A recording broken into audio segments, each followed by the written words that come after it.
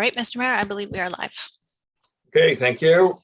I'd like to welcome everyone to the 108th meeting of the 7th Council of Municipality of South Dundas on Monday, January the 10th. We are doing this meeting via Zoom virtually. We will be doing virtual meetings until at least the restrictions are lifted and council and staff are comfortable in meeting in chambers. Could I have the roll call, Madam Clerk, please? Mayor Byvelds, Here. Deputy Mayor Gardner, Here. Councillor Lewis, Here. Councillor Mellon, Here. Councillor Wells, Here. CEO Garrity, Here. Deputy Treasurer Mason, Here. Clerk Drennan, Here. Manager of Parks and Rec Marcellus, Here. Director of Transportation Heineman, Here. Communications Coordinator Sawyer Helmer. Here. That's everyone. Okay, thank you. Confirmation of agenda or any additions, deletions, or amendments this evening, Madam Clerk? Yes, we've been asked to amend the agenda by moving items 9I, J, K, L, M, N from the consent to discussion items. Okay, Also, we've asked to do some additions to the in-camera litigation, read the sign appeal, and land negotiations, re-landfill. okay. We'll just move them in order to the discussion items. Anything else, any additions, deletions, or amendments from any member of council this evening? Seeing none, any disclosure of pecuniary interest and general nature thereof? Seeing none, the adoption of minutes for December 13th and December 15th, regular and special meeting of council, please. Moved by Councillor Lewis, second by Councillor Mellon, that the minutes of the 105th regular and in-camera meetings and the 106th regular and in-camera meeting of council be adopted as circulated. Any discussion on any of those minutes? Seeing none, all heard the motion, those in favor? Opposed, if any, motion carries. And we'll move into delegations tonight. Well, we have Harold Clayworth back with us and he will discuss with us options and design criteria for the Taylor Road Bridge. So Harold, welcome to South Dundas Council again, please. Pleased to be back, Mr. Mayor, and I look forward to briefing Mayor, yourself and council on some considerations around the Taylor Bridge replacement.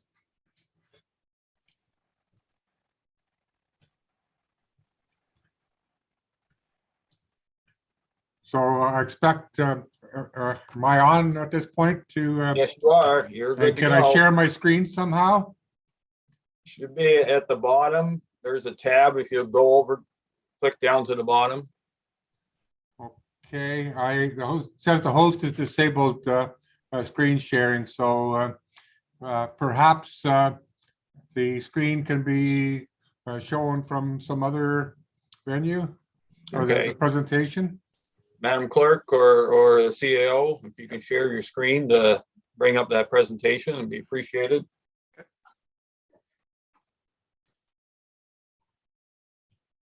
Galen, are you able to bring up the agenda with the presentation in it? Yes, I should be able to do that. Okay, thank you. Okay.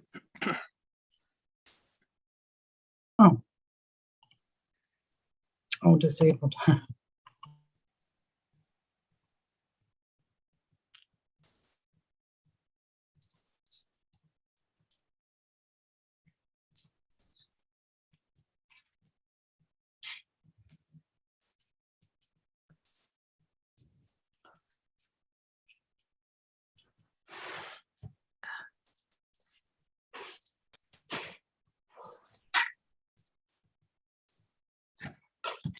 Can everybody see this? Yes, we can.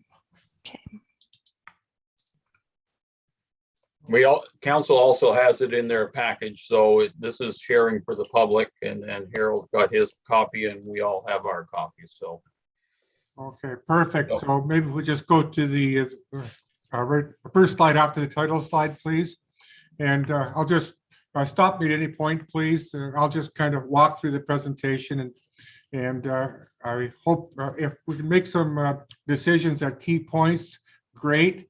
If not, at least leave everything to the end, and as much that we can settle this evening is better.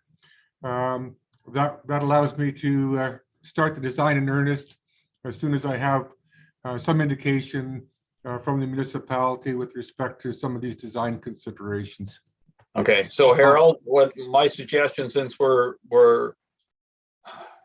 the way we are virtually, can you go through the presentation, mention where you're going to be asking council for their decision on options, and then at the end, we'll go through that list.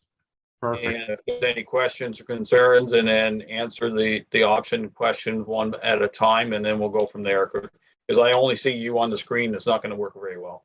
Thank you. Okay, so what we have agreed to is that the existing bridge can't be economically repaired. We want to replace the bridge. We've agreed that a one-lane bridge is appropriate. The road alignment will not change, and there's no compelling reason to have a skewed bridge, even though the river is at a bit of an angle to the crossing at the present time. So these are things that do not need to be dealt with anymore.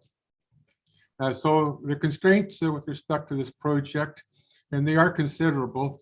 We have a very narrow right-of-way, particularly on the west side. We need to maintain the existing road elevation as closely as possible while still satisfying good road design considerations. We can't reduce the clearance over the river. I have confirmed that the existing bridge has sufficient clearance over the river. And so as long as we match or slightly improve the existing clearance, we're good. The existing bridge has a depth from the underside of the trusses to the top of the deck of close to about 3 feet, just under 3 feet, 0.9 meters. And with the truss bridge that's being proposed, we're able to reproduce that. And so this is working to our advantage. It's a good idea to avoid in-stream work, so that the only thing that even comes close to working in the stream will be the removal of the existing piers. So we have 2 piers that are on the edge of the river at low summer water conditions. And that's as close as I have to get to the river in terms of working in the river, is just to remove those piers. And then everything else will be behind those piers.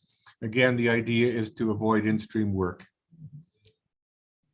One of the things that is just part of good bridge design and so required by the code is the bridge can't be flat. It has to have a grade, and we're proposing a 0.5% grade going downhill from south to north. And we want to keep within a budget, and as I've advertised earlier, there will be no difficulty staying under a $2 million overall budget. That's all in, and that's even with the road grading at this point. So we'll be comfortably under $2 million, and that's a constraint that there'll be no difficulty to live with. So next slide, please. As I've indicated earlier, a modular panel bridge such as this, what's shown in the picture is a 2-lane bridge, but a single-lane version such as this is a very, very appropriate solution in terms of economics, practicality, and my recommendation in terms of an expedient solution that is easy to implement and have a replacement bridge in place by late summer, early fall. This is a very appropriate way to go.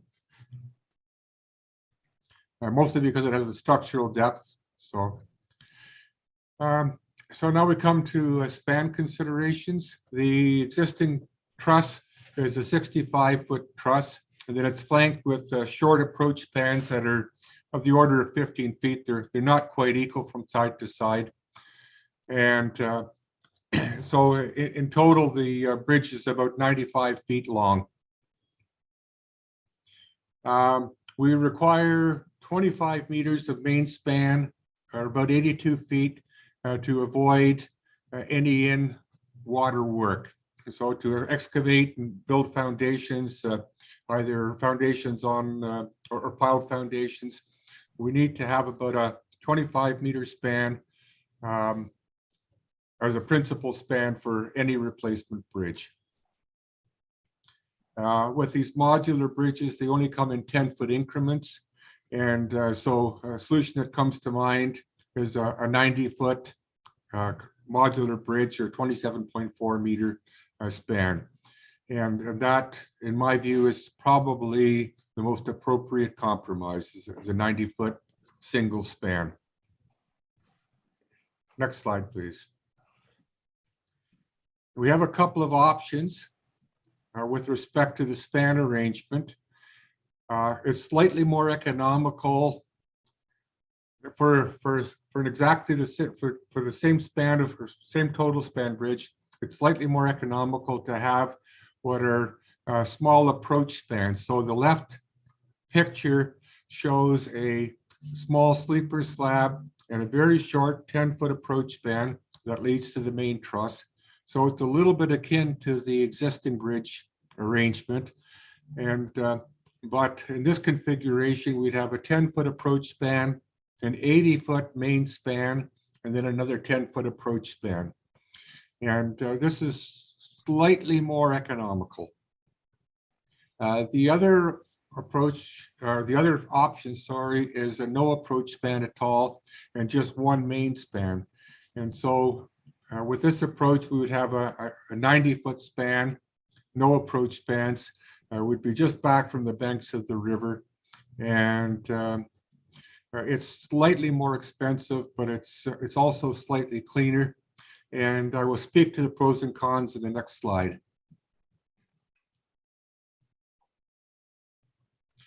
So with the approach span, we require two additional foundation units. We'll have two piers as foundations, and then we'll have two sleeper slabs that hold the end of the approach spans.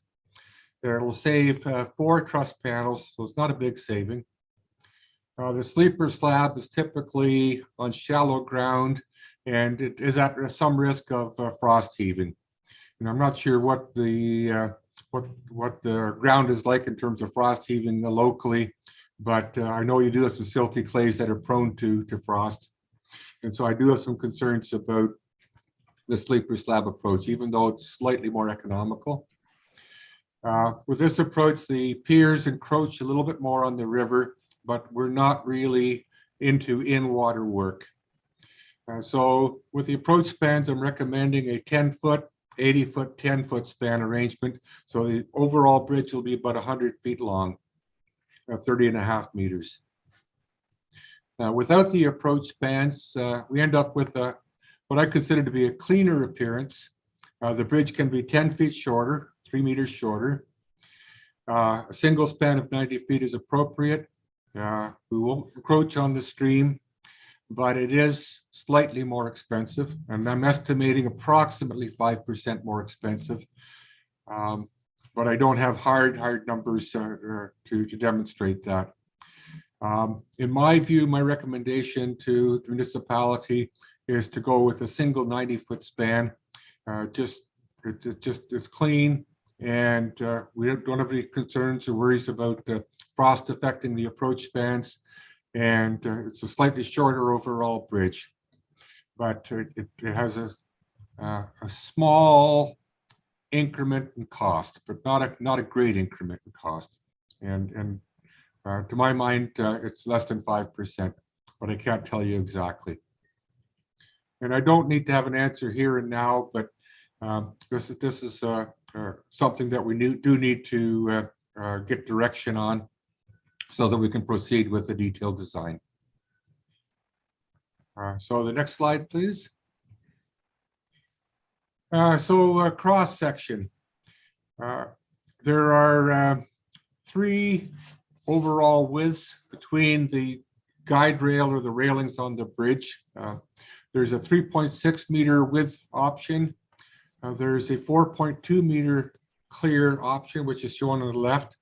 And then the Bolingbrook Bridge, for example, in Tay Valley Township, it has a 5.4, 5.5 meter clear width. The existing bridge is 17 feet from center of truss to center of truss. Both trusses have a top plate of about a foot wide, so 0.3 meters wide. It's about 16 feet between the trusses. So that's just over 5 meters, or approximately 5 meters. So and I would suggest that we don't really want to go any narrower than the existing bridge. The existing bridge, it's a comfortable width. It allows for, if there was somebody standing on the bridge, for example, a car can move over sufficiently to let a pedestrian pass on the bridge and a vehicle occupy the bridge at the same time. So between a 4.2 meter and a 5.4, the cost differential, as near as I know, there's no great cost differential. My recommendation is to go with the 5.5 meter wide cross section, and it's slightly wider than what we have presently. It's still a 1-lane bridge, and the cost difference is almost meaningless. So you're going to pay a little bit more for pavement, but you're just going to have a more generous bridge width, so it improves visibility, and it's a safer bridge. And I'm advocating for the 5.48 meter wide bridge, which is, like I say, very that's exactly the same as what was constructed at Bolingbrook. Next slide, please. And so just to reiterate, we have 3 width options. The 3.6 meter is the narrowest. It is possible if you're looking for a very economical solution. 4.2 is perfectly acceptable. I can live with it. But the 5.48 or 5.5 meter is closest to what we have existing, and by my way of thinking, it should be the preferred option. And yes, so the existing bridge is a 4.8 meter platform. So it's exactly halfway between the 4.2 and the 5.5. And a wider bridge is always a safer option. And again, I'm anticipating that from the 3.6 meter solution to the 5.5 meter solution, the cost premium is only of the order of about 5%. So that brings us to the bridge surface. We have 3 choices for a bridge surface. Timber, commonly used in Sudbury, typically used on logging roads. Perfectly acceptable, but the timber doesn't hold up. You cannot use creosoted timber. Ordinary chemically treated timber only has a life of about 25-30 years. And then the running boards, they wear out after a few years. It's a bit of a maintenance headache. There's also a bare steel deck option that has a friction course that's bonded to it. So it's a very thin, it's like a sand grit that's bonded to the steel. It's acceptable, but I don't have a lot of experience with it. I understand by the suppliers that they're putting an asphalt overlay on the deck, so a 50 millimeter 2-inch thick asphalt overlay on the deck provides the quietest ride. The bridge is sort of ballasted with the weight of the asphalt, and so the bridge doesn't produce any mechanical noise. Not that these bridges produce any meaningful mechanical noise, but any noise that there might be is even quieter with an asphalt overlay on the bridge. The difference in cost between timber and asphalt is almost the same on a first cost basis. And like I said, timber really can't be considered here. The bare steel is the most economical, but the bridge may rattle more, if I could use that term. Whereas you would not get any rattle. And I use that word very loosely, and it's not that it's really noisy, but just mechanically, it will behave a little bit differently with a bare deck versus an asphalt covered deck.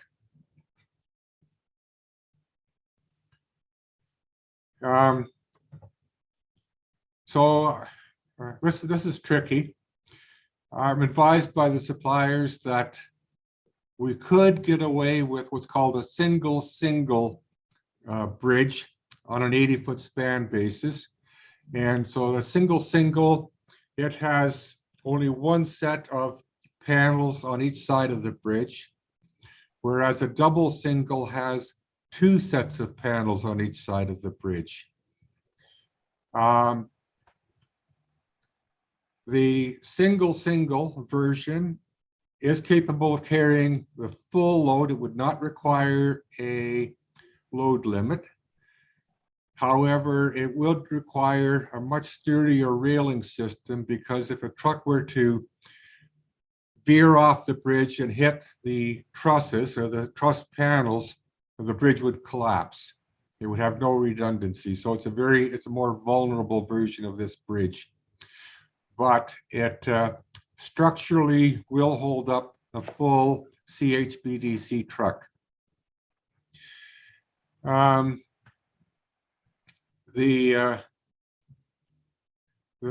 thing that needs to be understood is the Ministry of Transportation Ontario does not endorse a single bridge.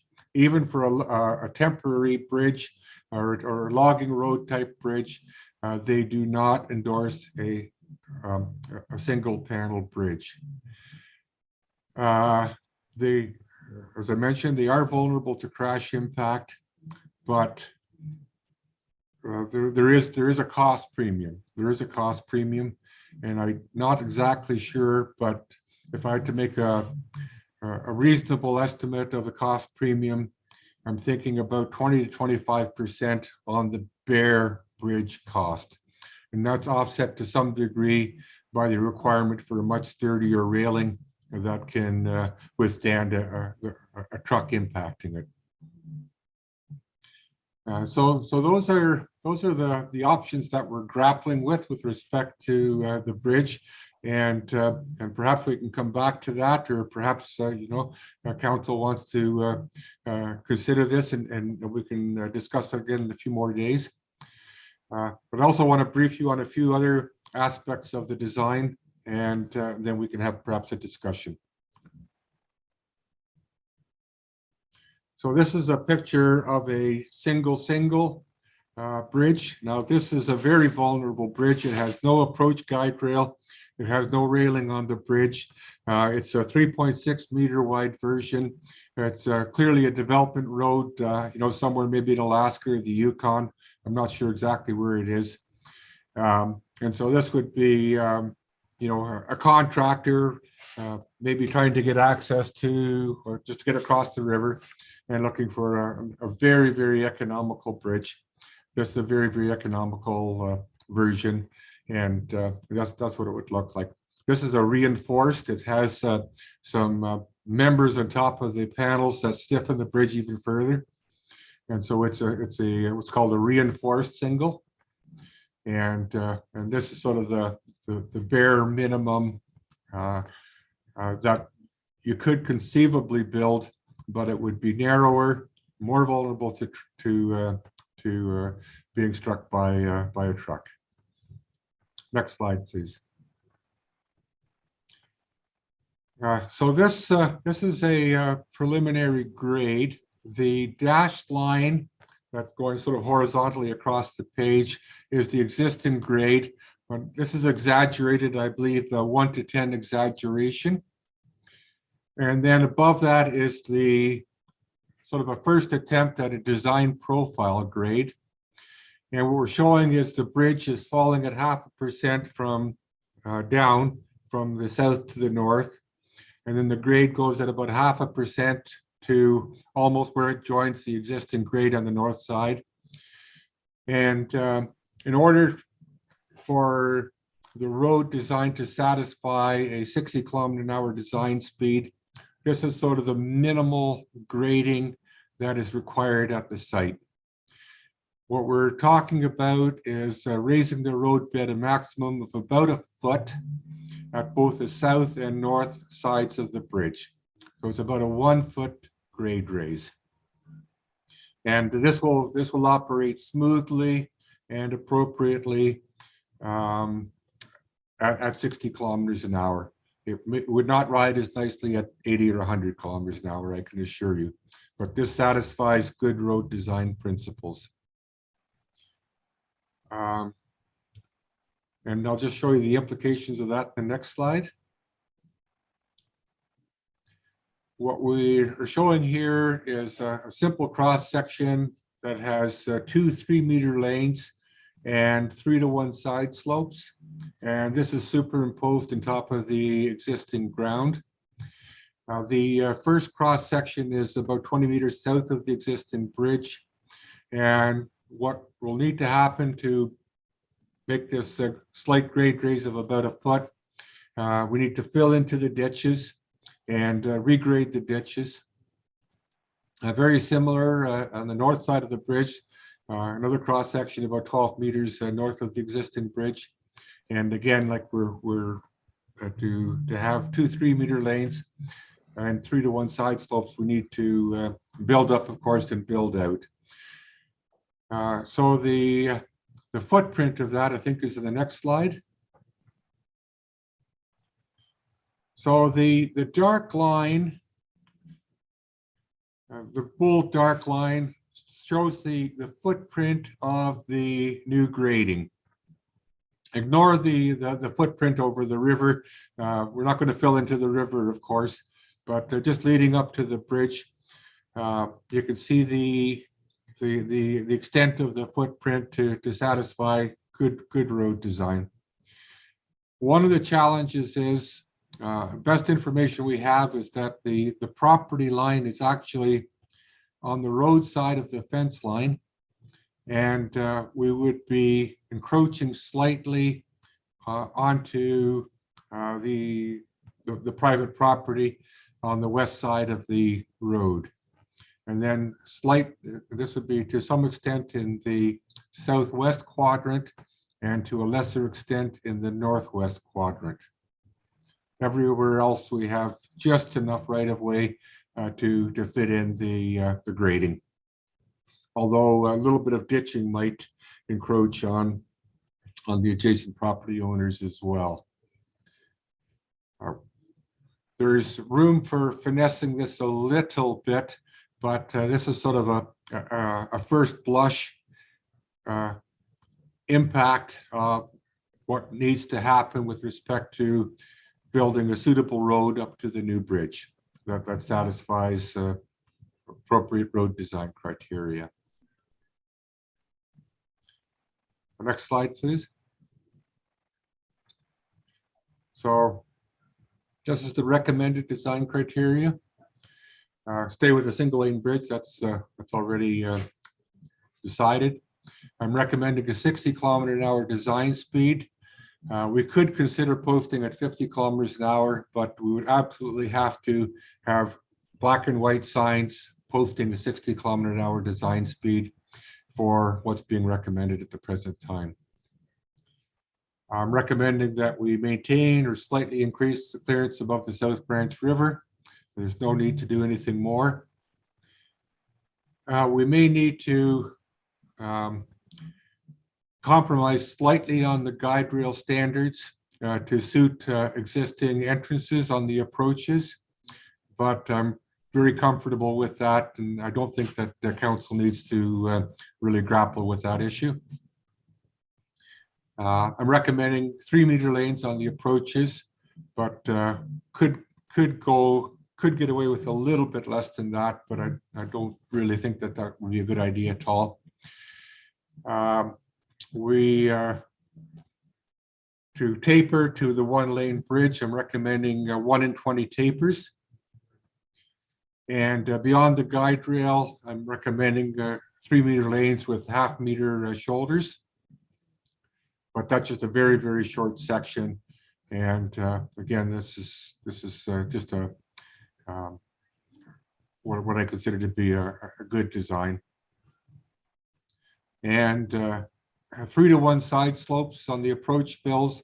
However, behind the guide rail, we could potentially go a little bit steeper, but it would not fit the existing landscape. It would be a little bit of a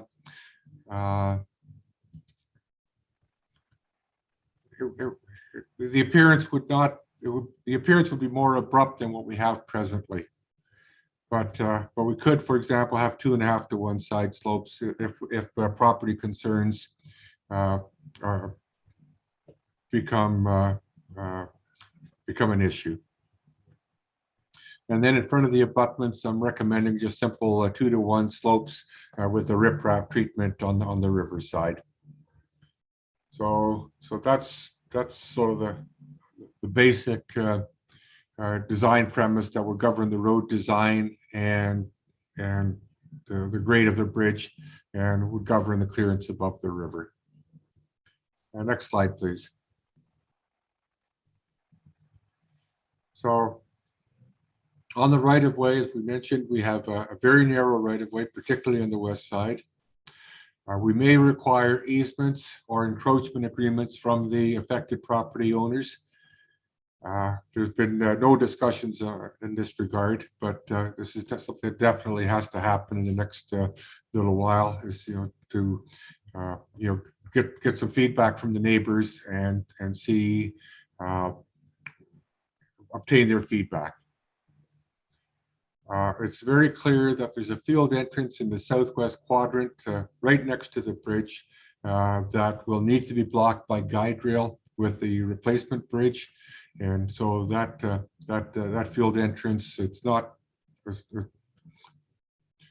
doesn't appear that it's used very much at all, but it is an existing entrance, and that one will be lost to the new bridge design. There's just no way around it. We have ash trees that are starting to die, and these will all need to be eliminated. They're principally in the southeast quadrant, but there are some other trees that will be impacted. On the south side of the bridge, there's overhanging trees that will interfere with crane operation and will need to be eliminated in any case because they're dead or dying. And there will be some additional trimming or cutting back again, so that there's nothing fouling the operation of a crane in order to construct the new bridge. And as I mentioned already, the driveway entrance in the south. Oh yes, there's a driveway entrance in the southeast quadrant. The driveway entrance closest to the bridge. There's a bit of a circle driveway, I guess, that comes onto the Taylor Road, and one of those entrances will probably be temporarily blocked during construction. The entrance closest to the bridge, but the landowner there would still have one fully operational entrance. And I think I have one more slide. Yeah, so something that hasn't happened yet but needs to happen is some sort of public participation.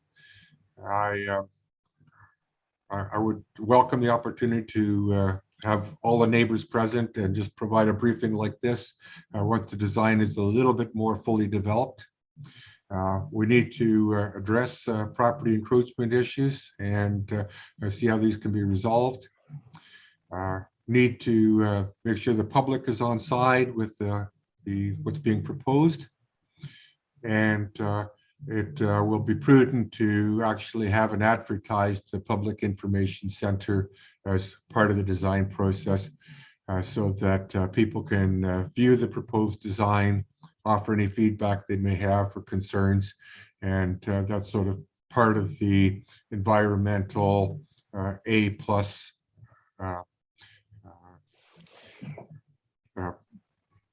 procedures.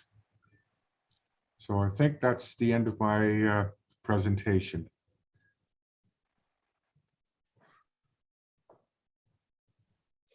Okay, well, thank you, Harold. for that. There's some questions you certainly brought up, and we can go in whatever order you'd like. I guess probably the best way to do is so I can circle back in mind, and we'll just ask council the questions as we go along. One thing I will emphasize that you had mentioned about the public participation. Sometimes municipalities have challenges in communicating to the public, but this is an opportunity that we need to do. And, you know, perhaps, I know it's a bit chilly for a roadside meeting, but something like that to get started. And then if necessary, either use Matilda Hall or somewhere where you can put panels up, and those who are concerned. I know it's not going to be easy right now, but hopefully in the near future, we can have that discussion with those directly affected and those who use the bridge on a regular basis. So your first concern was about approach span and no approach span. Your preferred option was to go with a no approach span. Any further comment on that?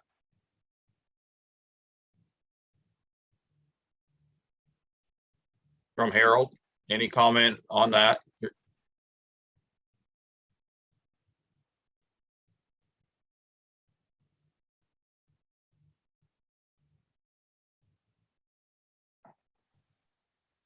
The recommendation is to go with a single 90-foot span, and it'll be a cleaner design, and there will be no concerns with respect to frost heaving of the approach slabs, and it's going to operate better in the long term, in my view. Okay. Is there anybody on council that objects to going to a no approach span as suggested by Harold? Go ahead, Lloyd, Councillor Wells, sorry. Thank you, Mayor Weigel. Harold, on this, can you hear me, Harold? Sorry, go ahead. You can hear me? Yes, I can. Everyone's good? Yes. Okay, thank you. I'm looking at this like the approach span. My concern about, you were saying about frost and that, but I'm seeing they're taking like the piles and they're gonna pile down to the bedrock, right? So I don't know, I don't think frost heaving would come in. Maybe if it's drained properly.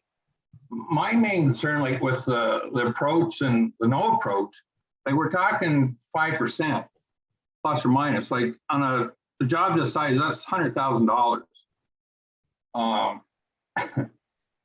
I want this bridge. We don't need a Cadillac by no means.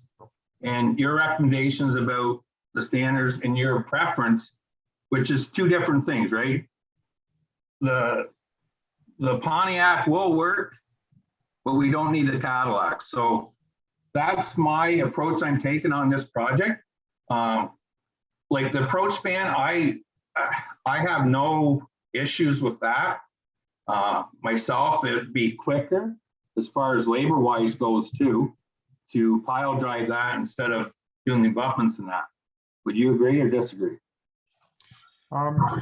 The approach span, the very ends of the bridge, the approach spans would rest on what are called little sleeper slabs. So it's a very, very light foundation unit that doesn't require piles. But then the main span would rest on a more substantial foundation, like a pier type foundation that will probably have piles that go to bedrock. And we're about 70 feet to bedrock is what I just learned before. And like for myself, like don't get me wrong, like you guys are the experts, but at the end of the day, we want this, but myself, I want the cost down. So for a 10-foot approach span, it's going to save us $100,000 overall. I would go with that design, but that's. I should be a little bit clearer when I talk about the cost. I'm not talking about the overall project cost. I'm talking about just the bare bridge cost. And so the bridge contribution to the project is of the order of about $200,000. actually buying the bridge components. And so the bare bridge will be about not more than 5% more. So we're talking about 5% of about $200,000, not 5% of $2 million. So we need to be clear on that. Okay. That would have been nice in the presentation, but like, why does it, so the bridge design, so I'm just clear on this, is the engineering part, because we're going to approach, is less to, because I'm not quite getting filled in here, like, is the bridge design, okay, the structural part of the bridge, to get that 5% that you're alluding to about the approach and no approach, is that just directly with the design of the bridge to go on that? Structural wise, if I'm making any sense here? Like I'm trying to find the clarity where the 5% comes from approach band and no approach band, because I'm not seeing it, because you're saying it's based on 200,000 of the bridge. So is it design of the bridge structural that makes one or the other cheaper? That's what I'm trying to ask you. Okay, the most expensive part of the bridge, like there's two main components of these bridges. There are these panels that are about 10 feet long by about 6 feet high, if I can use imperial. And so the 90-foot bridge, for example, would have 90 times 4, so 36 panels. An 80-foot bridge would have 8 times 4, so 32 panels. And so these panels are one of the more expensive parts of the bridge. And then the floor beams or transoms are another expensive part of the bridge. If we build a 90-foot bridge, we need 10 floor beams and 32 panels, or sorry, 36 panels. And if we build an 80-foot bridge with 2 approach spans, we need 1 less floor beam or transom and 4 less panels. So the construction, all the other costs are not very different. You know, where the costs are the grading, road grading will be about $100,000. Foundations, pile driving, that's a few $100,000. I don't have a good breakdown in front of me, so I'm kind of like shooting from the hip, and forgive me for that. But yeah, it's not. There's a slight saving. I have to say that, but it's not of the order of $100,000. Not even close. It might be of the order of $10,000 saving. Okay, now 10,000 to go to what you would prefer, which is in a job this size is not a lot of money. But it's just I'm just trying to grasp, like, even 10,000. The overall work, when you say about 10,000, as far as the design goes, but would it be safe to say, like, when it comes to the actual work, doing the pile driving and the approach, that could that actually add up to be more than what it would for a no approach span? Yeah, again, it's very early in the process. Like the contractor has to build 4 foundation elements instead of 2. So he's got to take his formwork and build 1 sleeper slab for the 1 approach, and then move his formwork to the other side and build a sleeper slab for that approach. Now the piers are a little bit more simple to construct with that approach. It's very early in the design process, and I don't have really good data to give you hard numbers. I just kind of put it, you know, want to see where council's at in terms of do you really want to economize, or I mean, like, I can give you the absolute most economical bridge if that's what's indicated. So for example, a narrower bridge with the single panels comes with some risk, but I'm here at council's pleasure. Okay, fully understand, Harold. So right now, I'm just gonna leave things go for just till the rest of council can go on, because I'm going on here. The only, like, going about the sleepers and all that, there's a lot less work forming like your sleepers and that small abutment compared to the major abutments. So I'm just gonna leave it at that. I'm just trying to get I want the bridge to go through, but I don't want to cost us like a fortune. So anyways, there's different items here we're going to be discussing. So thank you, Harold. Okay, well, Councillor Wells has brought up the idea, either go cheap, go halfway, or go Cadillac as he has approached it. We do have Harold here. He can design whatever we want, as he has mentioned. Council can go through their package and look at some of the options. Harold can put some numbers to it quickly as he can. He did brought up the light, the 5% sometimes only relates to a certain structural component, not the entire bridge project. So big difference, and I appreciate Councillor Wells for bringing that up. But anyway, I'm going to go to the Councillor Mellon on this, and then because I think he's scratching his head a little hard, and then get some ideas from what he sees there, and we'll go from there. Yeah, thank you, Mayor Bylaws. Thanks, Harold. I got to agree, I think, with what Harold's, with the no approach ban. Councillor Wells brings up a very good point. We don't want to, we don't need the Cadillac, and we're not putting a Cadillac there. But we need something that's better than something that we're going to be getting our money's worth and is going to have our infrastructure maintenance free basically for a number of years. So I agree with what the recommendation is with the no approach ban. Yeah, it might be a little bit cheaper with the approach ban, but with the no approach ban, I think there's just that much risk or less risk of anything, especially with the frost. So I agree with that.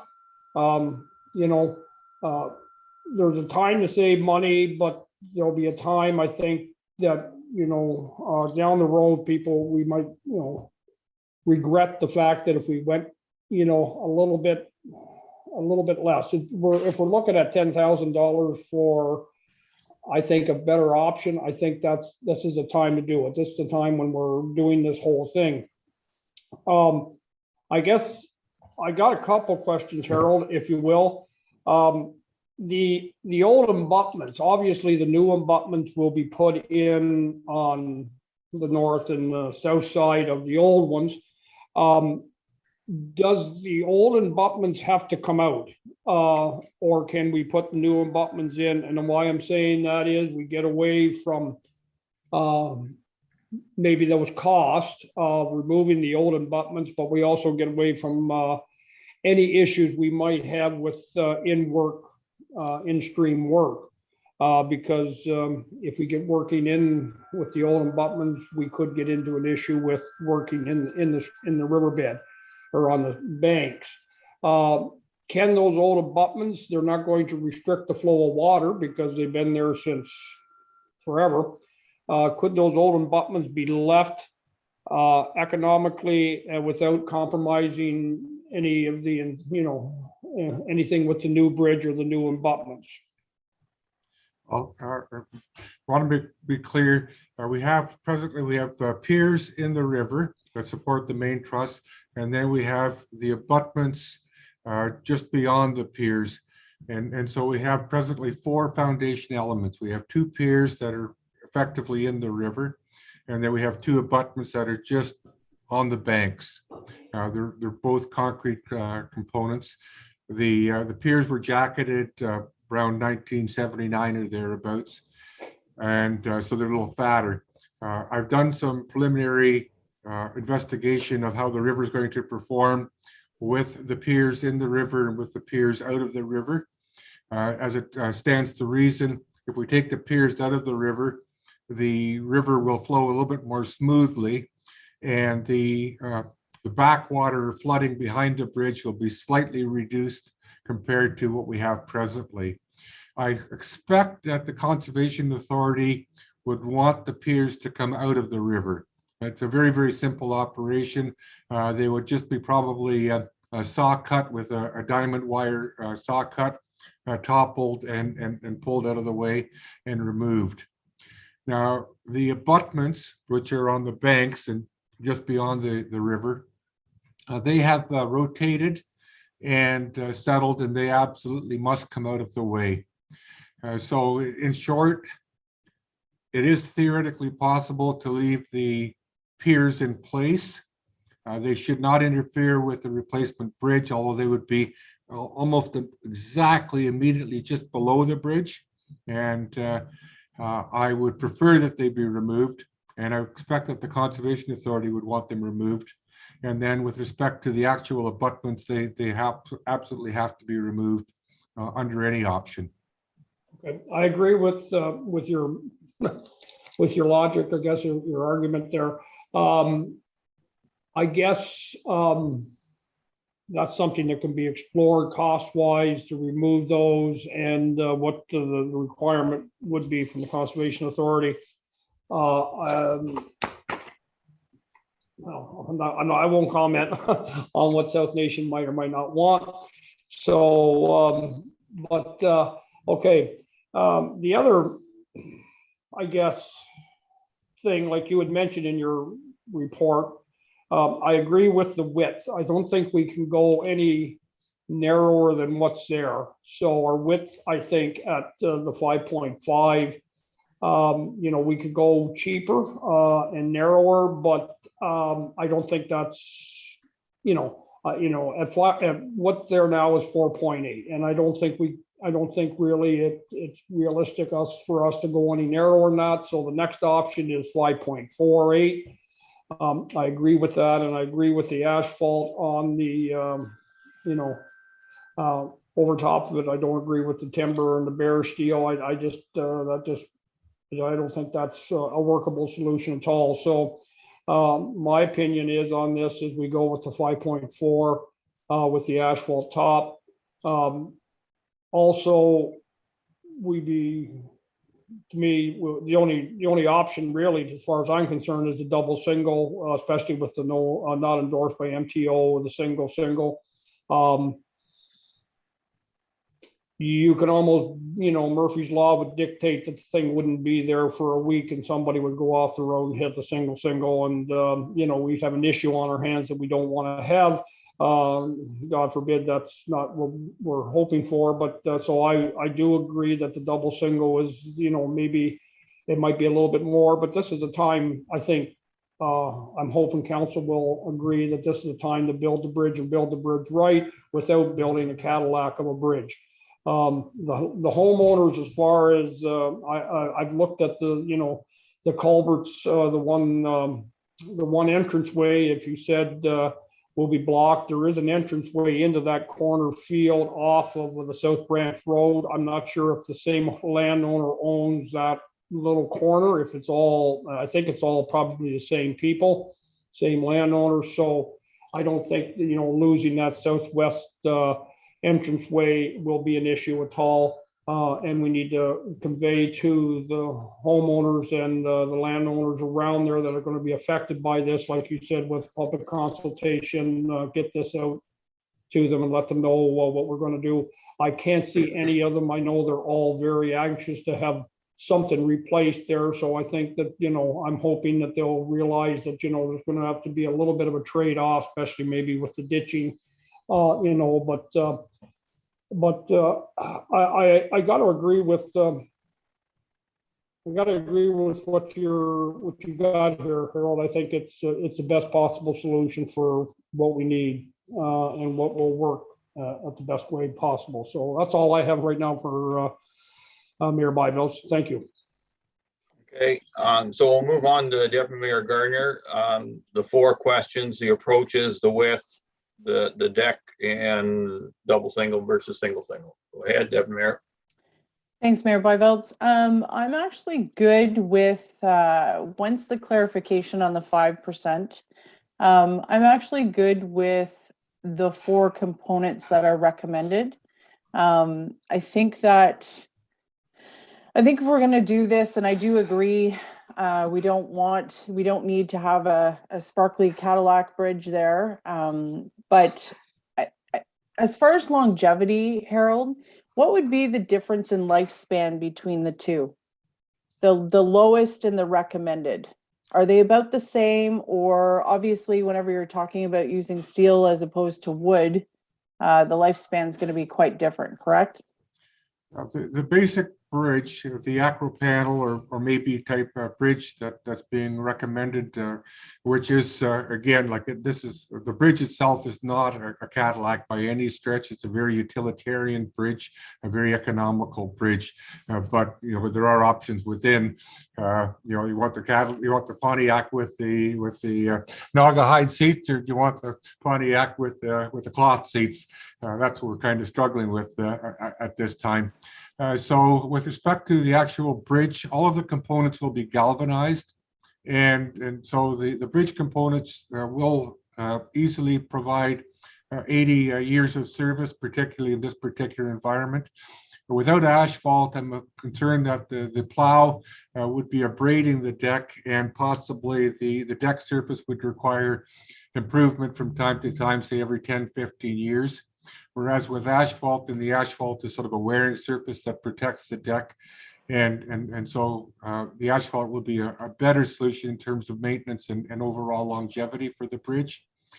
But yeah, the basic bridge, all of the bridge components, they will be galvanized, and in this rather benign setting, this bridge can be expected to last easily 80, 100 years. Perfect. So thank you, Harold. So Mayor, I am good with all 4 of the recommendations, going with the ones that are recommended. Okay, Councillor Lewis. I'm good with all 4 recommendations. I don't believe, Harold, as you said, this is not the Cadillac of bridges. But I think if we're going to put a bridge in, we should do it right. 25, 30 years down the road, I don't think I'll be here, but I might be. You never know. I don't want this bridge falling apart. And when it comes to steel, wood, asphalt, I honestly believe the only way you can go is asphalt. I've drove over these steel bridges, and they're not very quiet. And of course, we know what happens to wood. We've already seen it, with this bridge. So I go with all 4 of your recommendations. And $10,000, in a big project like this is not really a lot of money. And that's all I have to say. And thank you, Mayor. Councillor Wells, continue on the start, and then the other 3 options, please. Thank you, Mayor. I'm still, like I said, I want this bridge. We don't want Cadillac. Well, the 4 components and the recommendations are the Cadillac of what we're getting. But I'm just trying, we need something to work. Like, we got to take into consideration too, Taylor Bridge. We all know where it is. And if the traffic's going over that, like, basically it's only used by the residents there. So which they deserve to have. So it's not getting used, and you want to go from pavement to steel. Harold, I want to, like, we talked about the 5% for the approach stuff, but then you continue on from single to double and all that. Like, what's the percentage on all that to put things in perspective for the overall savings, not just the 5% on the approach? Because there is savings going down from single to the double single and all that. I had very good but preliminary discussions with Acro Panel, and they acknowledge that Ontario is not fussy about a single type bridge, but they note that it is the most economical because we have half the number of panels in play. We have the same number of floor beams. We do have a much more robust guide rail system on the bridge to protect that one row of truss panels. But they clearly pointed out that that is the most economical approach that will carry a full load truck. I haven't confirmed if we can get the full width. I'm not sure exactly what widths are available with a single. I know for sure we can get 3.6 meters. I expect we can get a little bit more. We might be forced into approach spans with that option. I need to explore that a little bit more. The one thing that we haven't discussed or broached is insurance. Typically, there's a big expectation, and all my fellow consultants, they worship the MTO, and anything that the MTO says, that is gospel. Like that is the way to do it, and they are very reluctant to depart. I'm a little bit of an outlier in terms of the consulting. I want to brief my clients. I want to give them, their options, and as long as they fully understand what they're getting into and they appreciate the risks associated with, a compromised design is something not necessarily endorsed by the MTO, but will work structurally.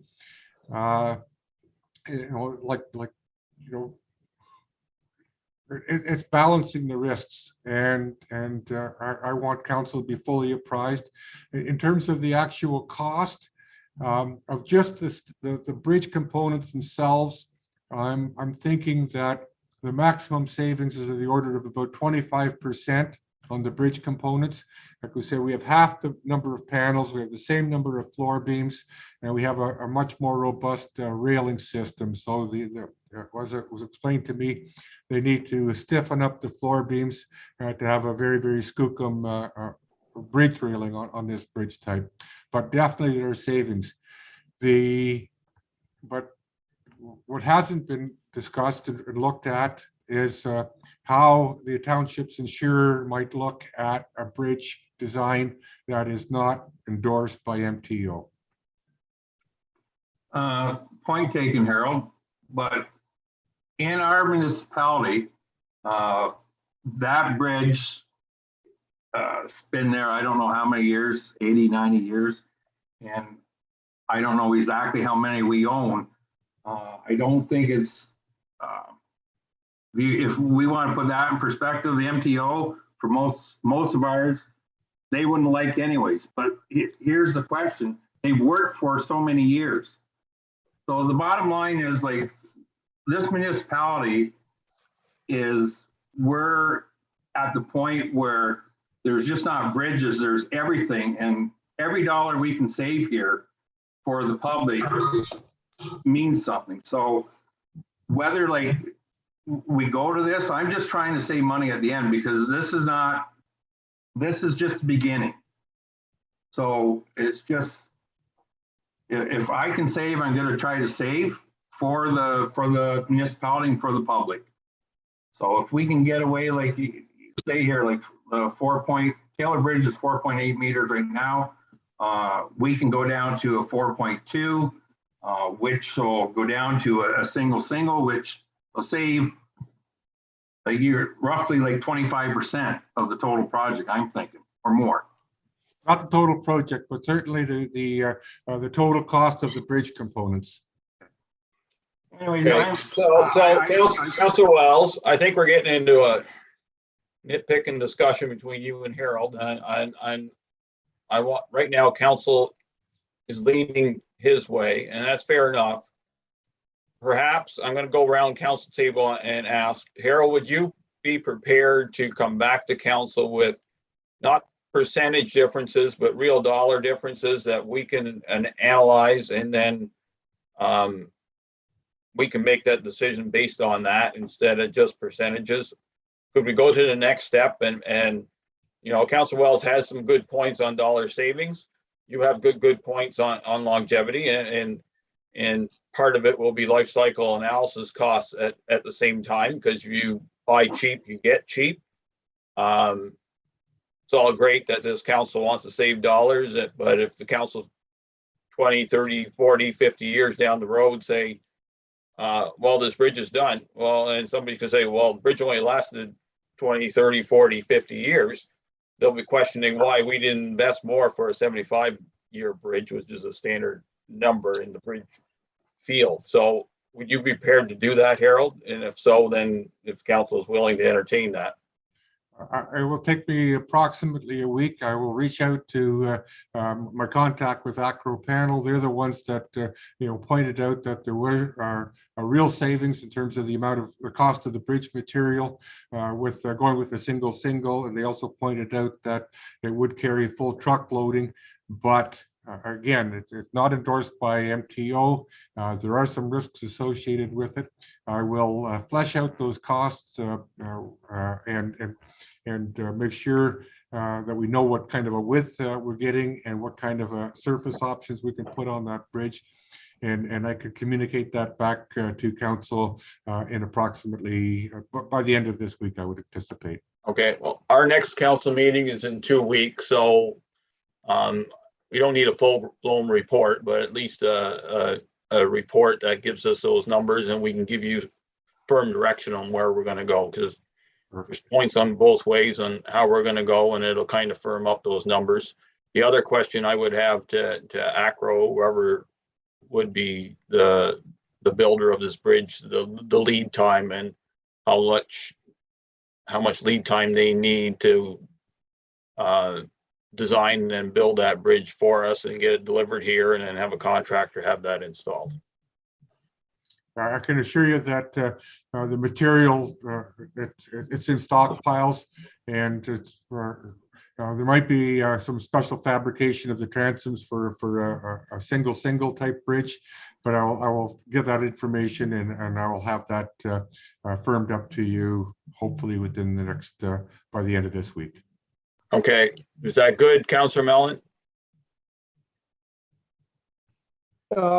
Yeah, Mayor Rivals, I agree. Councillor Wells does make some good points. Your logic here in getting some firm numbers, but could we have either Harold or staff also, I guess, look into what the ramifications of a bridge that isn't going to be endorsed by MTO, what that might do to our game plan too. If there's an insurance issue here, if there's any issues with, a bridge that's not going to be endorsed by MTO, I think we need that. I would like to know that too at the same time in 2 weeks' time, if that would be possible. Okay, Councillor Wells, anything further you'd like to have? No, Mayor, I'm good with that. I think I said all I need to say, and we'll wait for Harold to come back, and we'll go from there. It was a good discussion. Okay, Deputy Mayor. Thanks, Mayor. Yeah, just that's all good. Bring that back. I think that if Harold has designed this bridge to not be the Cadillac of bridges, then for conversation's sake, what does a Cadillac look like in bridge? I think I'm sensitive to when I was going through this, it didn't appear to me to be anywhere close to a Cadillac bridge. So I figured that Harold had kind of started us off at the lower point to save some dollars. So I think reading through it like I did, I never, and I'm not an expert in bridge building by any means, but when I looked at it, it seemed like quite a simplistic bridge, the one that was being recommended. So I just, if the residents are watching and they think that we're starting at the Cadillac of bridges, have not been under that impression the entire time. So.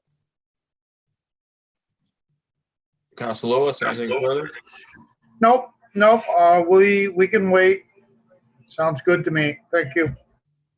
Okay, Harold, I agree, Deputy Mayor, I don't believe you're building a Cadillac here, and we're trying to build something that still works for South Dundas, but still keeps the economics in mind. I had agreed to them all. The only concern I had was width, and I know that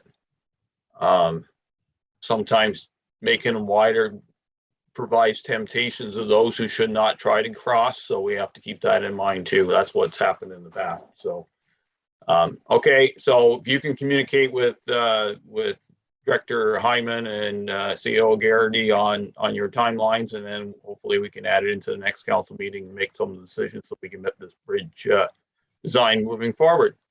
So once again, thank you very much for your presentation, Harold, and we look forward to your next report. Thank you, Mayor. Thank you, Council.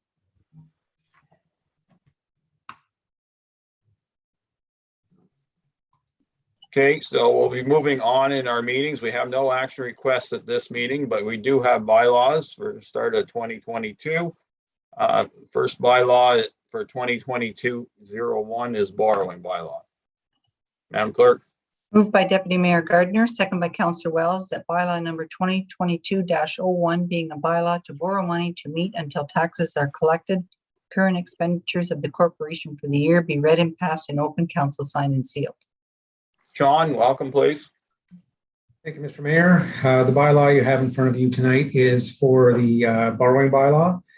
It's a bylaw that's generally passed annually by municipalities in order if there's ever a need to borrow money between January 1st and the time that the interim levy is issued end of March, then this gives the treasurer the authority to borrow money if operating costs need to be met. I can answer any questions if you have any. Okay. Any comments, questions, concerns from any member of council on this? Seeing none, all heard the motion. Those in favor? Opposed, if any, motion carries. Thank you, Sean. Next bylaw is 2022-02 staff appointment.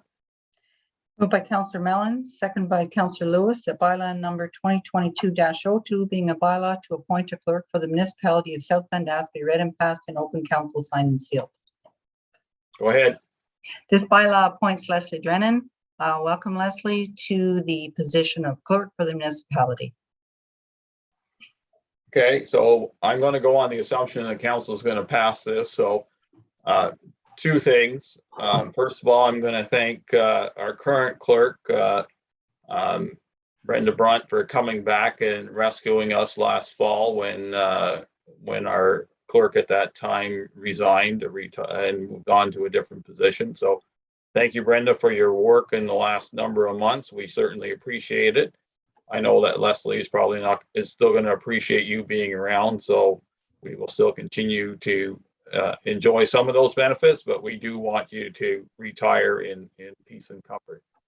Leslie, welcome to South Dundas. You bring a breadth of experience with you, and we certainly look forward to, I look forward to working with you in the rest of this term and hopefully in the rest of the terms going forward. So with that, I'll go around the table. Deputy Mayor Gardner. Are we voting or are we welcoming? No, we're going to talk first, then we're going to vote. Okay, just checking. Welcome, Leslie. I echo everything the mayor has said. I look forward to working with you, and deep gratitude to Brenda, who could have said no and could have said I've worked long enough and I don't need to come back. And but Leslie, I'm looking forward to new ideas, and it's going to be fun, and hopefully you enjoy working with me and the rest of the council. Thanks. Thanks. Councilor Wells. Thank you, Mary. So same thing. I just want to welcome you, Leslie. I'm sure it's going to be great working with you. Brenda, it's deja vu. We're here, we're retiring again. Anyways, and again, Brenda, like Mayor said, I want to thank you for coming back and definitely helping us out. So I'm moving forward, Leslie. I'm just looking forward, and it's going to be great. Thank you. Councillor Lewis? Yes, Brenda, I don't know what we would have done if you didn't come back. So I want to thank you very much from the bottom of my heart. I know we have, sometimes we haven't seen eye to eye, but I think 95% of the time we worked everything out. And very shortly, I hope you enjoy your retirement. I hope you enjoy your grandbabies, because I know they will be spoiled then. And I want to say welcome aboard, Leslie. You will see, I guess, how this council performs in days to come. And I think you'll enjoy it here in South Dundas. Thank you. Councillor Mellon? Yes, Brendan, it's been a pleasure for 11 plus years working with you. You've been a guiding influence for everybody that's been on council for the last 11, well, for the last, I'm going to say forever, but that's not, but thank you, Brenda. Your dedication to South Dundas, I think, I don't think people should take lightly. Like it's been mentioned, you could have rolled on and left us in the lurch, but your community spirit and your love for the South Dundas, I think, showed through that you weren't going to allow that happen. You weren't going to let it leave us in the lurch. So thank you, Brenda. And Leslie, welcome. I'll try and break you in easily with the Halbert slang that I use sometimes. You'll have to get the dictionary sometimes to understand what I'm trying to get across, but we're looking forward to working with you, Leslie. Thank you. Okay, so I'll open the floor to first Leslie.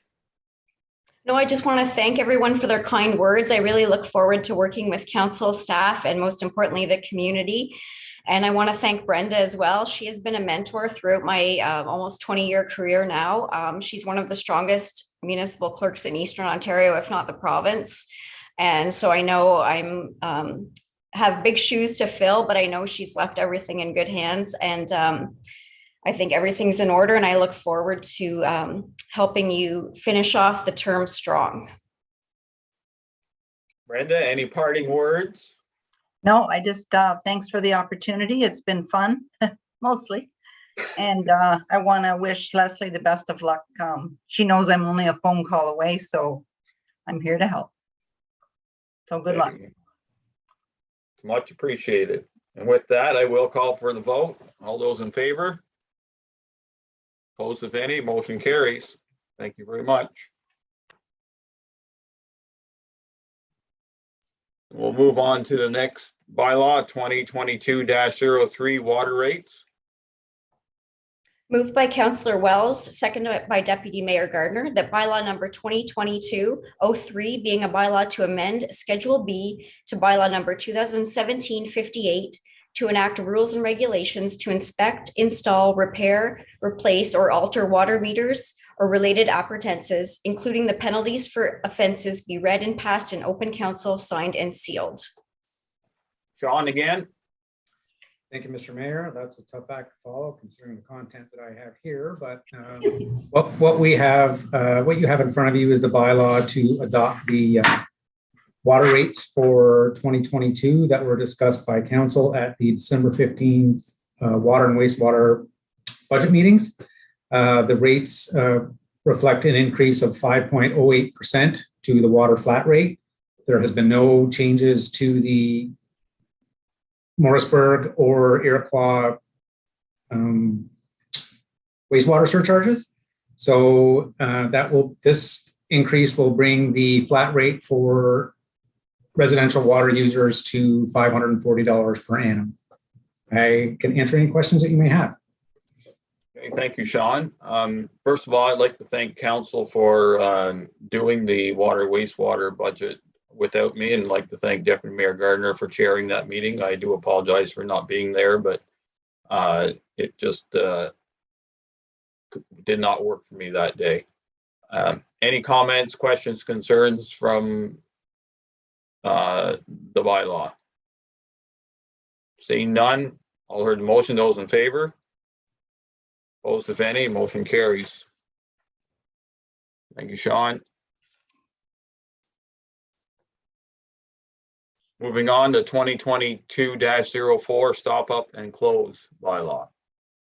Moved by Deputy Mayor Gardner, seconded by Councillor Wells, that bylaw number 2022-04, being a bylaw to stop up, close, and dispose of a portion of a road allowance, be read and passed in open council, signed and sealed. Go ahead, Leslie. So this is fairly straightforward. It's housekeeping in nature, but the purpose is to seek council approval to stop up, close, and consolidate a portion of a road allowance, which was a remnant piece from realigning County Road 16 at Rowena Road, which was unknowingly became the jurisdiction of the municipality when it was previously given up by bylaw. So in December of 2021, we were informed by the counties that the decision of a consent application was set to lapse. However, the legal description error was discovered, and as a result, the county's director of planning requested that a new condition regarding disposal of the road allowance be included as a condition.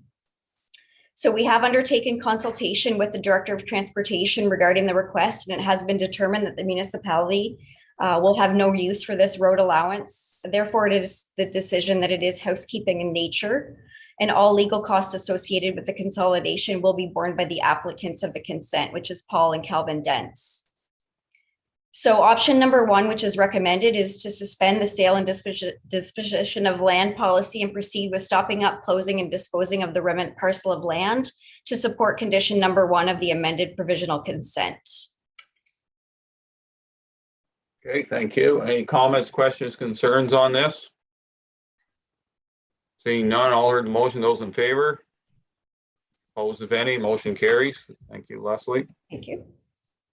Next one, 2022-05, staff appointment.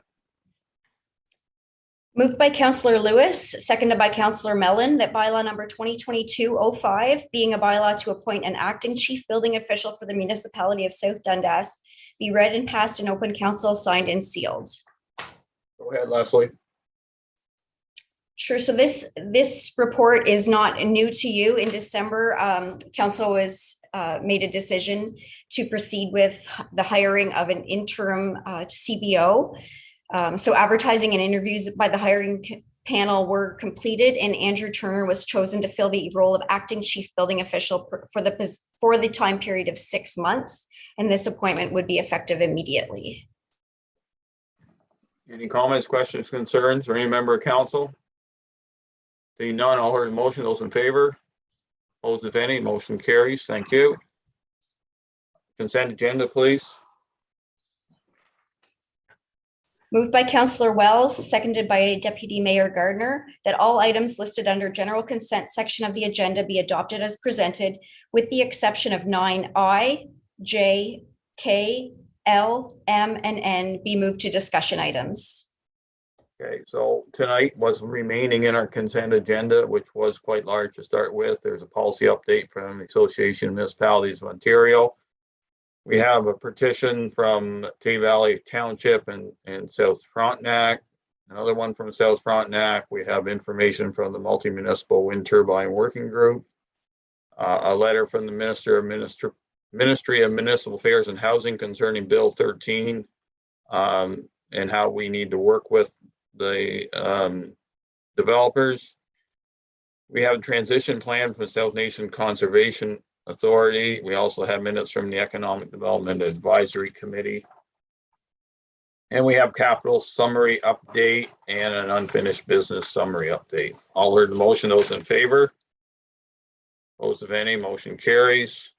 So we'll move on to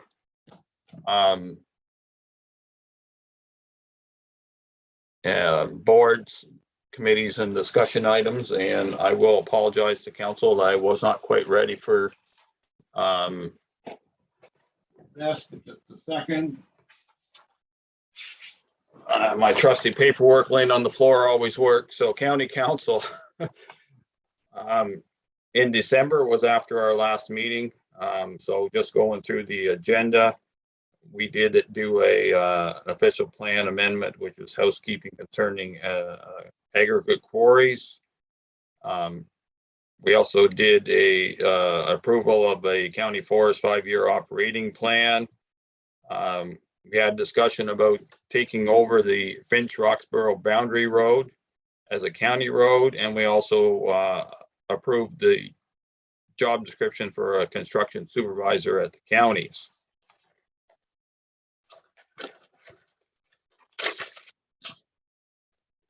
Under bylaws, we did do a new MOU with SNC on the county forest management.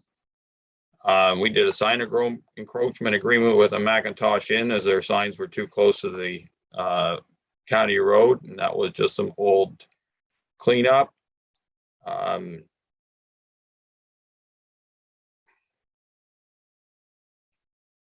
And that was the major part of our agenda. Warden Williams presided for the first time in our meeting, and she did a fairly good job. We, at our next county council meeting, we will be going through the budget once again. That is on the 24th of January to finalize it. Other than that, that's county council news. Any comments, questions, concerns? Okay, thank you. Cemetery Board, Councillor Wells.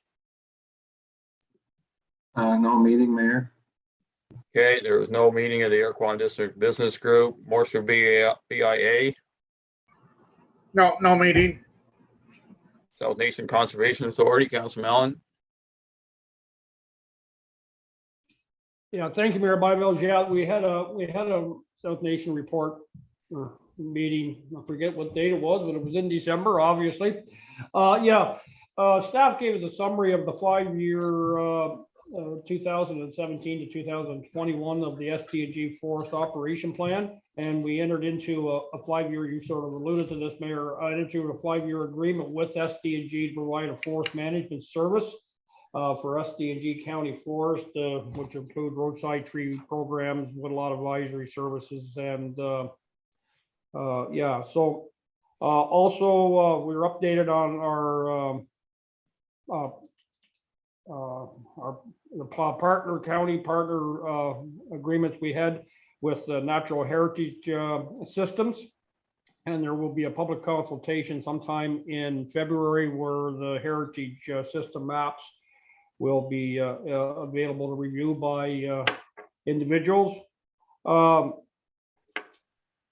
I emailed, and I apologize, I should have got that out earlier. I emailed the stewardship program slideshow to council this afternoon and to our CAO for you to review at your leisure, I guess.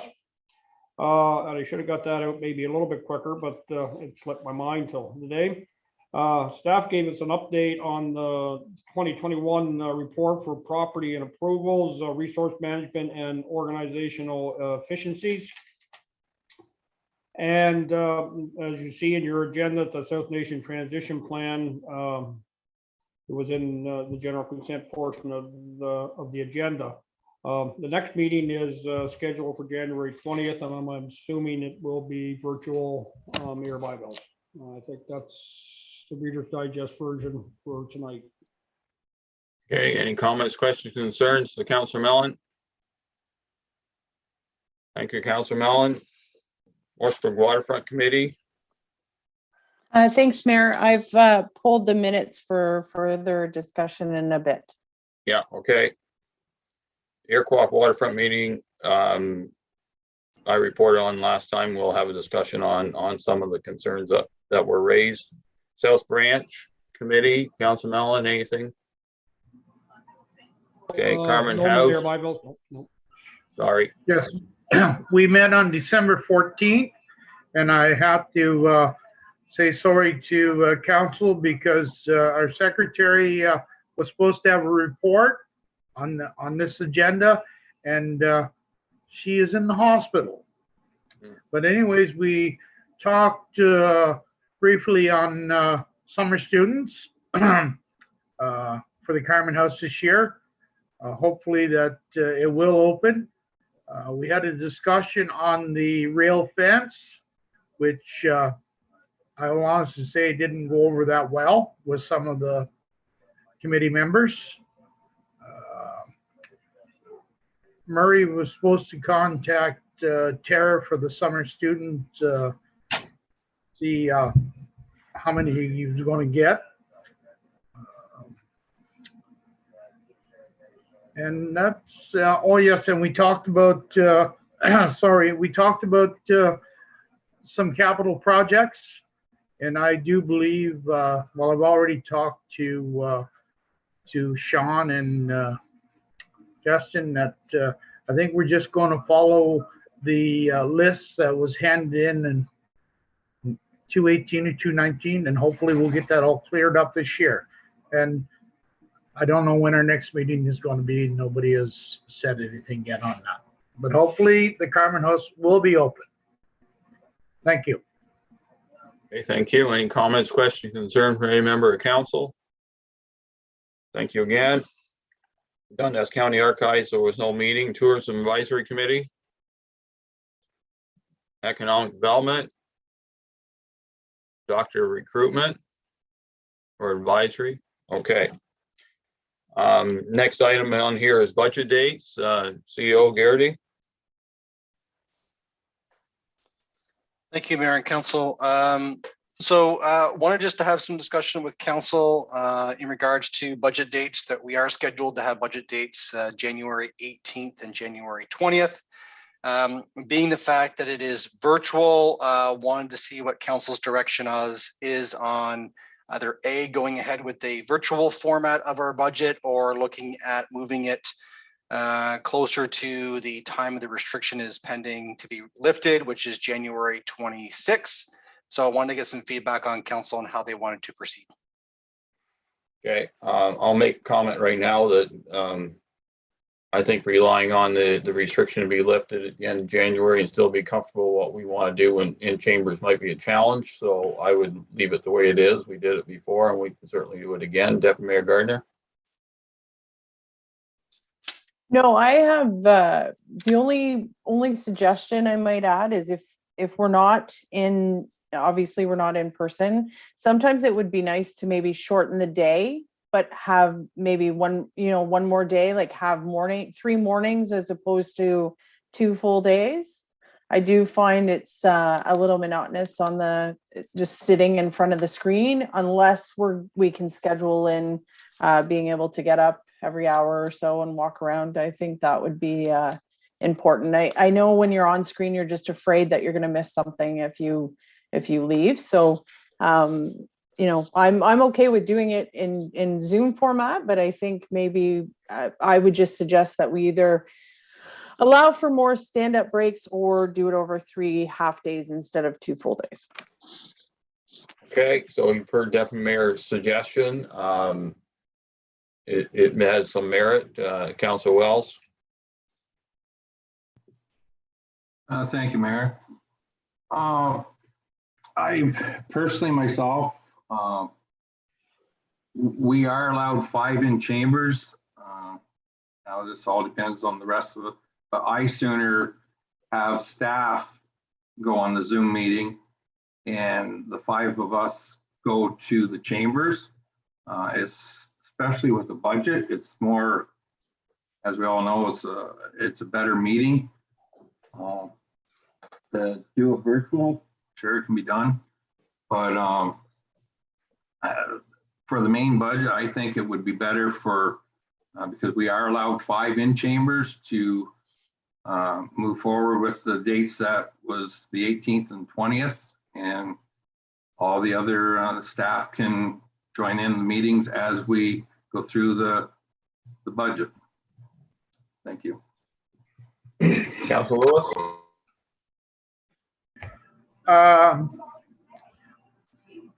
really don't want to do the budget on virtual myself. I just don't find it as effective as if we're in the chamber.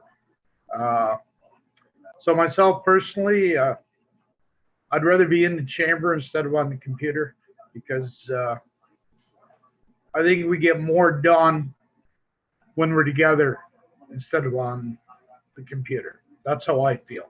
But we'll do whatever everybody else wants. It doesn't really matter to me, but I just thought I'd throw my 2 cents in.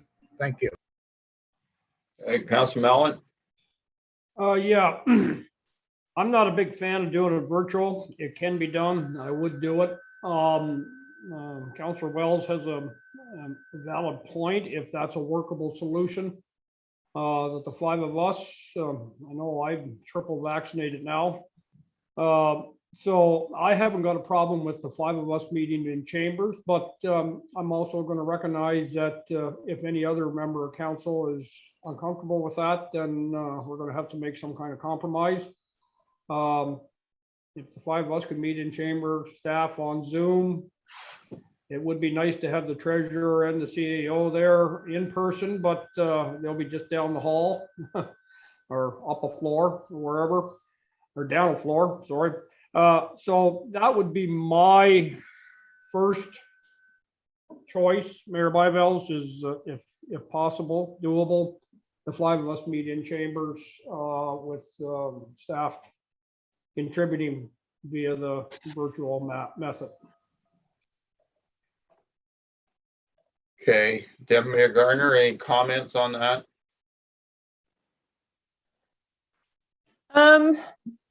My only, I mean, I'm triple vaxxed. I believe in the vaccine, so I have no issue. The only thing is I would kindly ask that if anybody is sick, that they do not attend.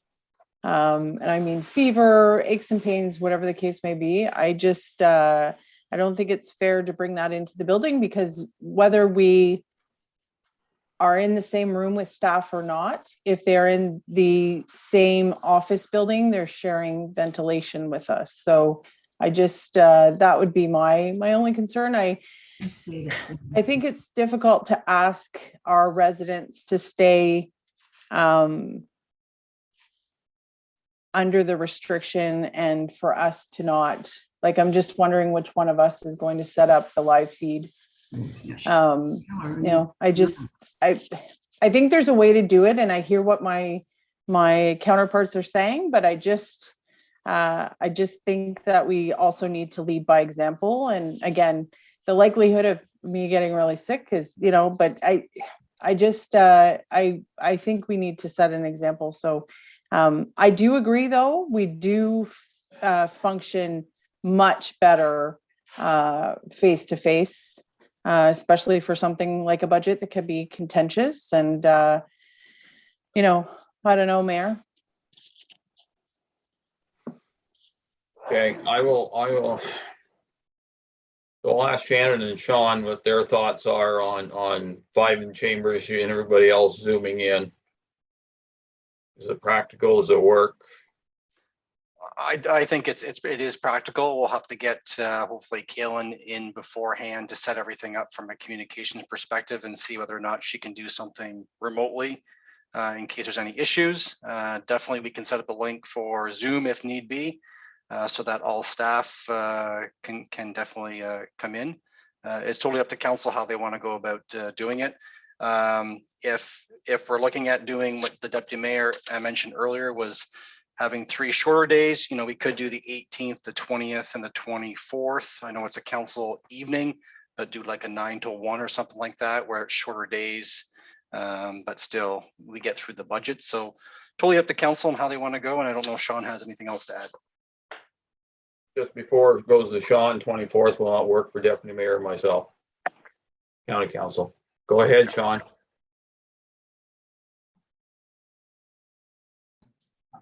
Thank you, Mr. Mayor.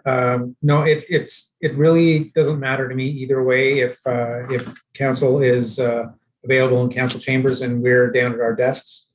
The one thing I will say, if you did think about extending the date, is that with this being year end, a lot of our year-to-date costs that would appear in the budget won't be up to date by the time I table it, by the time I send you the information next week. So, or sorry, this week. So just bear that in mind, and I wait to hear the responses. Go ahead, Shannon. The other thing I will add, I did get clarification. So Kaylin would have to be in the room with council for the live feed. That's 6. Doesn't work. Yep. So council's adamant, I think, to do budget in chambers, then it has to be after the 26th, if 26th is lifted, and I'd be shocked if it is, but I've been proven wrong before. The next challenge lands up being finding the right dates for everybody to be happy. And I had booked off that week for budget, and I'm looking down through my list, and I've started filling in holes here, there, everywhere else. I will move things around if I have to, if I can. However, there's certain, like, we're not going to please everybody here, because I'm going to mention the 7th, 8th, 9th, and February, and someone might cringe. So I don't know how we're going to do this. So, you know, we had booked off 2 dates. They got crunched by restrictions.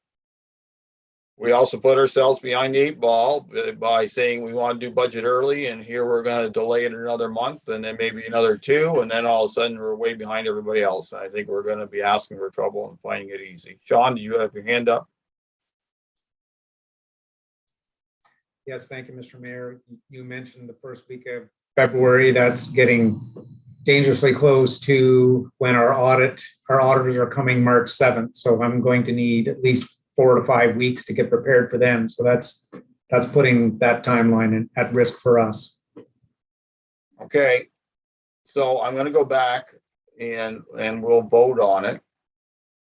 Majority rules in the end. We either do the budget virtually as scheduled on the 18th and 20th, and if we need another half day, we will do so. I could accommodate breaks here and there as we go along.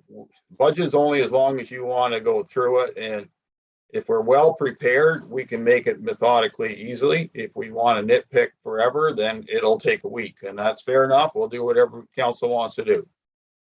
So it's either virtually the same days we have, or we will start looking with staff at other days into February and working with Sean on how he has to work with our auditors. So those in favor of staying where we are virtually.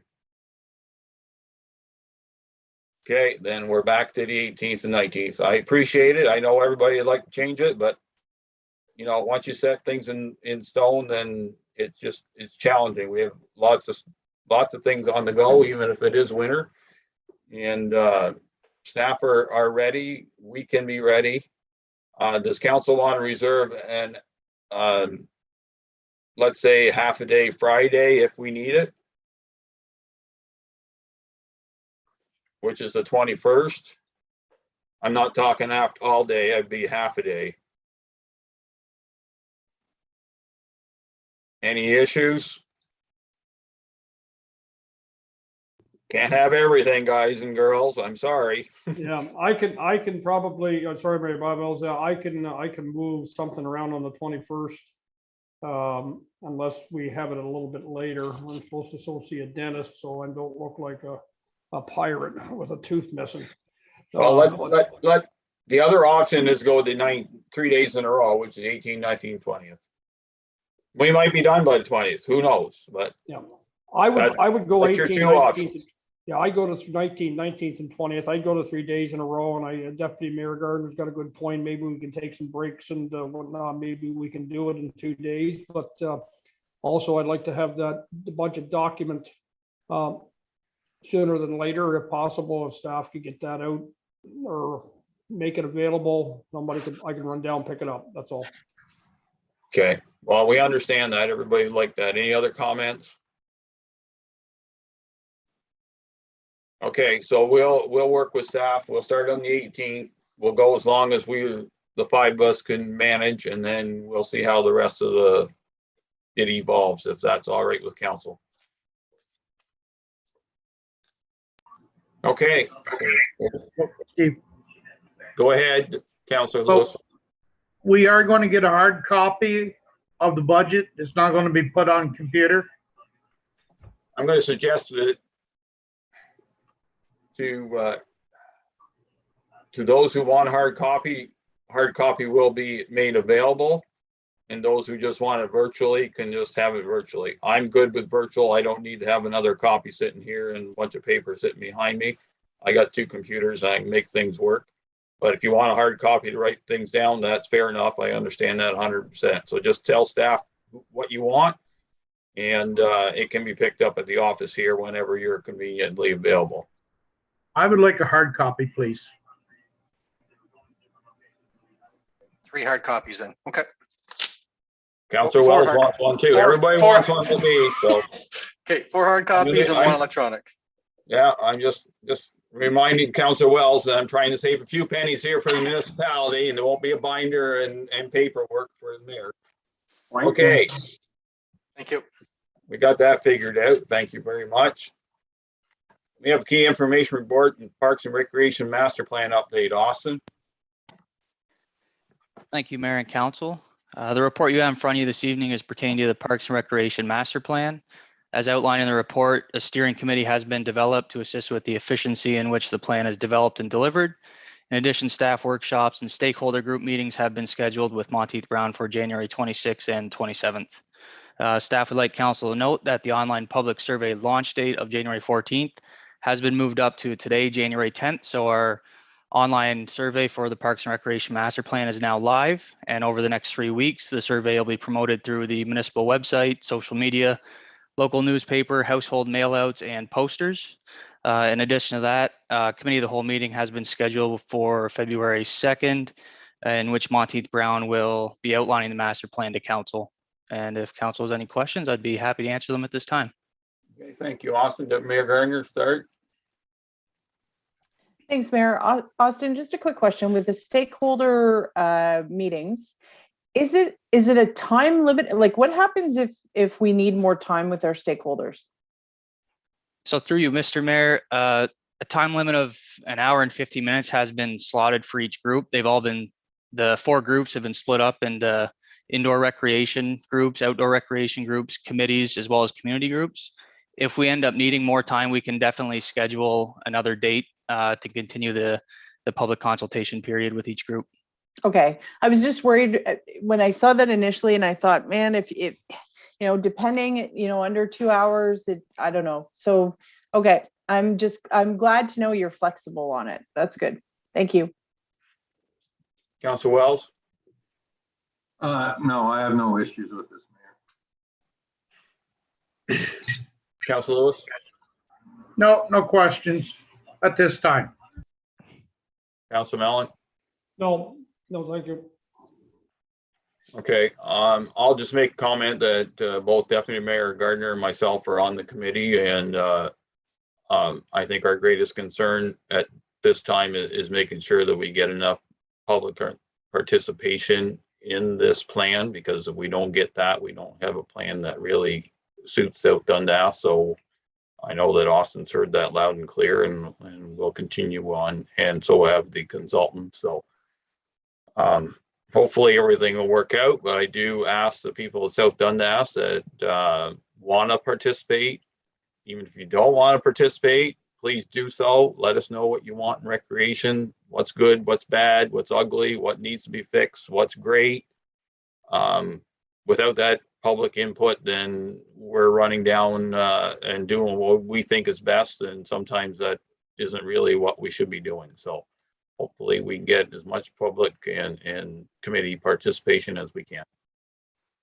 With that, thank you, Austin.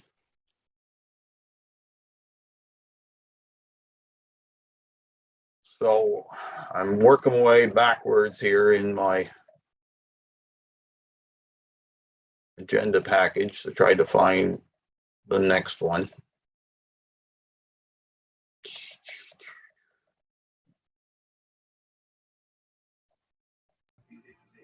Page 82.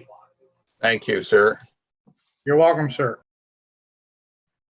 82. I must have went by it.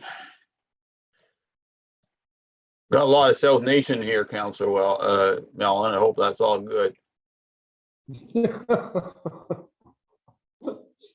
Uh-oh, I'm hitting the wrong buttons. Okay, well, actually, the first one we got is United Counties SDG Abandoned Cemeteries one. Yeah, I was gonna say, what happened to that one? Yeah, Yeah. that's got to be farther back. 127. 120, wrong direction.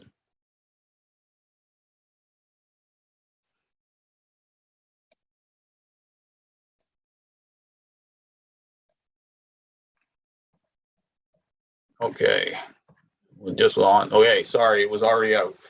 So, I asked that this be brought forward to council for its consideration. It was, generated by a, resolution from Prince Edward County concerning, the Funeral, Burial and Cremation Services Act and how abandoned cemeteries being abandoned, or cemeteries that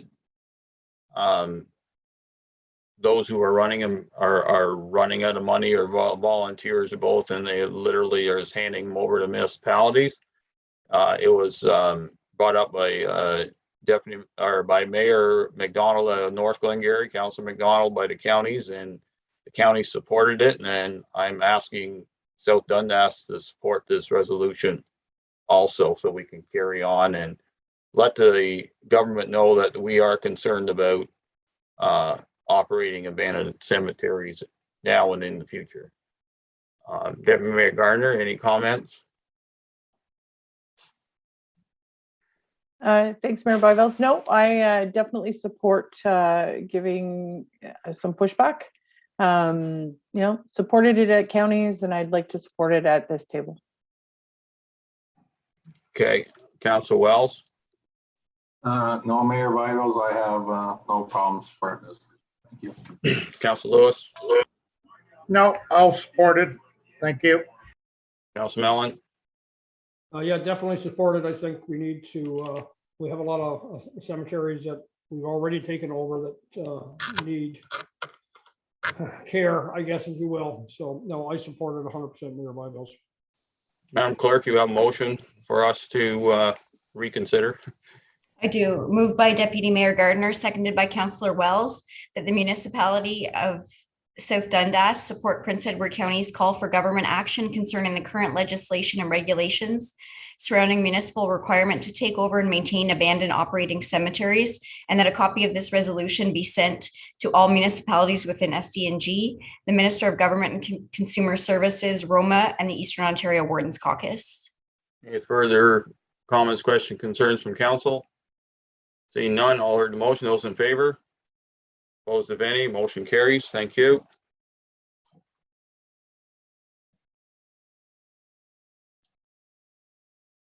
So the next item on here is United Counties SDG notice of official plan amendment housekeeping. Is there someone speaking to that, or is that for our information, or?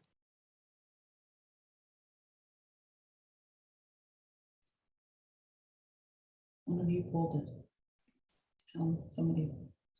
That was brought forward, I think, by you, Mr. Mayor. I wasn't sure if you just wanted to make notify council of this housekeeping item. Oh, I might have done that by mistake, but anyway, I will explain it. Thank you. So this is something I mentioned during my county council briefing, that there was an issue with a aggregate quarry, mainly in North Dundas, and needed to be an official plan amendment to make it correct, and that all this was a housekeeping official plan amendment. So no real action or no need to be concerned in South Dundas. All the ones that in our area are either been dealt with or still under appeal and will be dealt with in the future. Is there any comments, questions, concerns? Okay, thank you. Morrisburg Waterfront Committee minutes. Deputy Mayor Gardner. Thanks, Mayor Byvelds. I just wanted to bring them to light. The part that I wanted to highlight was the erosion prevention program. So there is approval of a grant that the Waterfront Committee had applied to. However, they haven't made a presentation to council.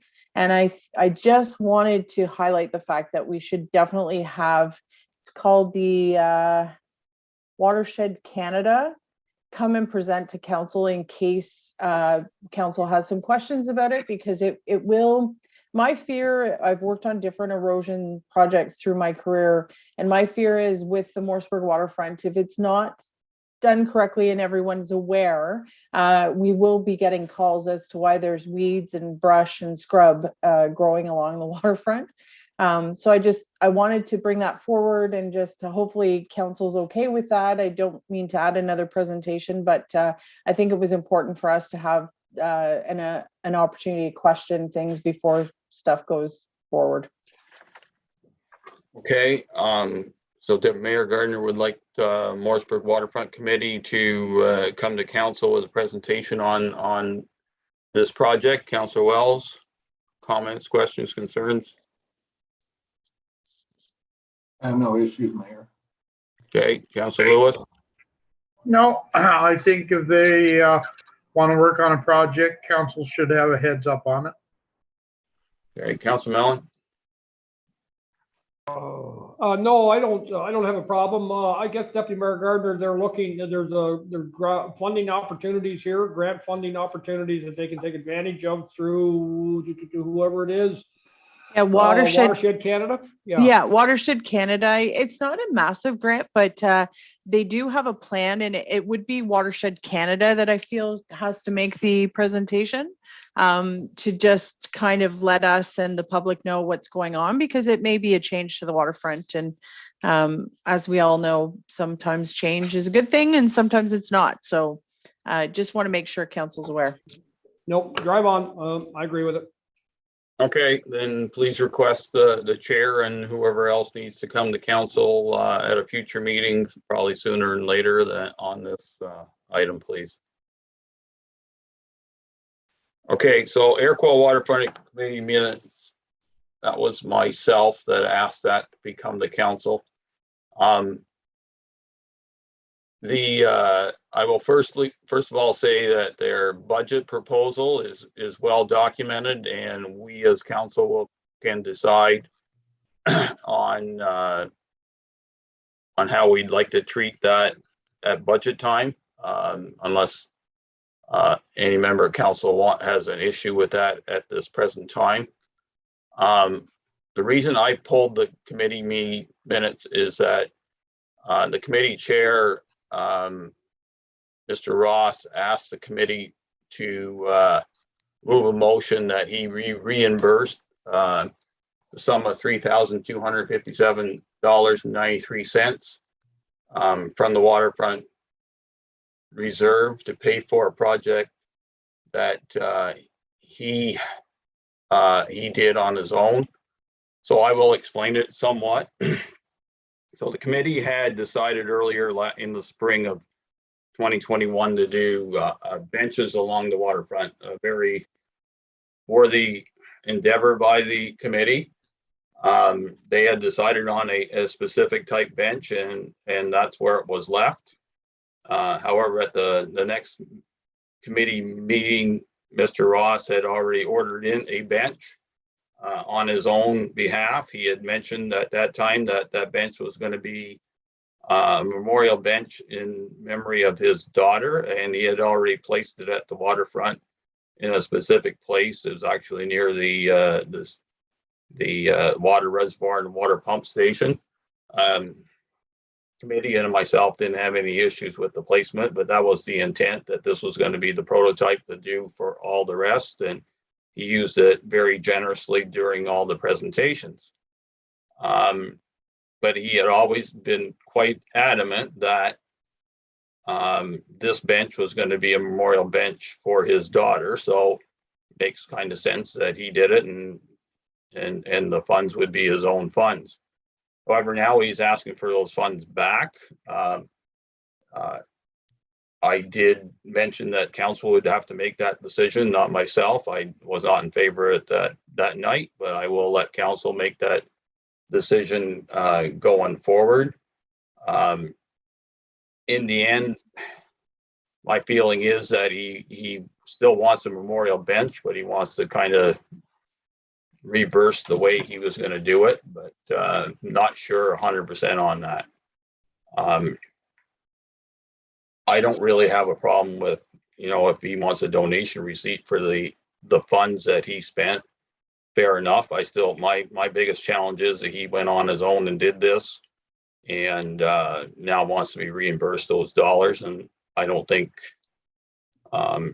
any member of any committee and nor any member of this council or staff should be doing something on their own and expect a reimbursement after the fact. So there's procedures and ways of doing things, and I don't believe this was the correct way of doing it. But I will allow council to make that their voices heard, and then we can see if we will support what the committee has already decided.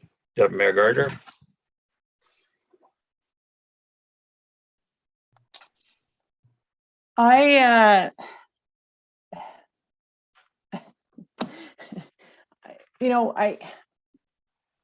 None of us would be able to go out and purchase something without approval and get reimbursed. I understand that this is for the betterment of the community, but there's also times where we have to, all our committees, all of them are not standalone committees. They're part of the infrastructure of our municipality, and they all have the same rules. I can say that the committees that I've been on, I've had committee members ask me, can we not just do this? Can we not just do that? And I've been very, very strict in the sense that no, there's a proper procedure and, it has to be done a certain way and everything. And there's reasons for that. And I'm not saying that in this particular instance, that there was anything intentionally wrong with this, but I just, it's really hard whenever I'm sitting on other committees and they're told to do things a certain way, and then we make special exceptions for other folks. So at the end of the day, it's not the hill I want to die on, but there has been times when, like I said, the committee members have wanted to do things, they've been enthusiastic about things, and they've had to wait because of the policies and procedures. And it's been not just frustrating for them, but also frustrating for me, but that is part of the municipal game. So I really wish the proper procedure was followed. And I do dislike the drama that's captured in the minutes as well. I think it'd be nice if we just kind of stuck to business for business reflection purposes instead of having the drama in the minutes. But at the end of the day, I've had to have some tough conversations with folks that sit on my committees that have wanted to do things, and they had to wait. So I don't know.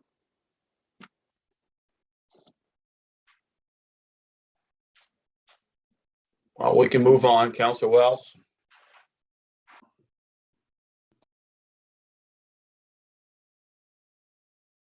You're on mute, Councillor Wells.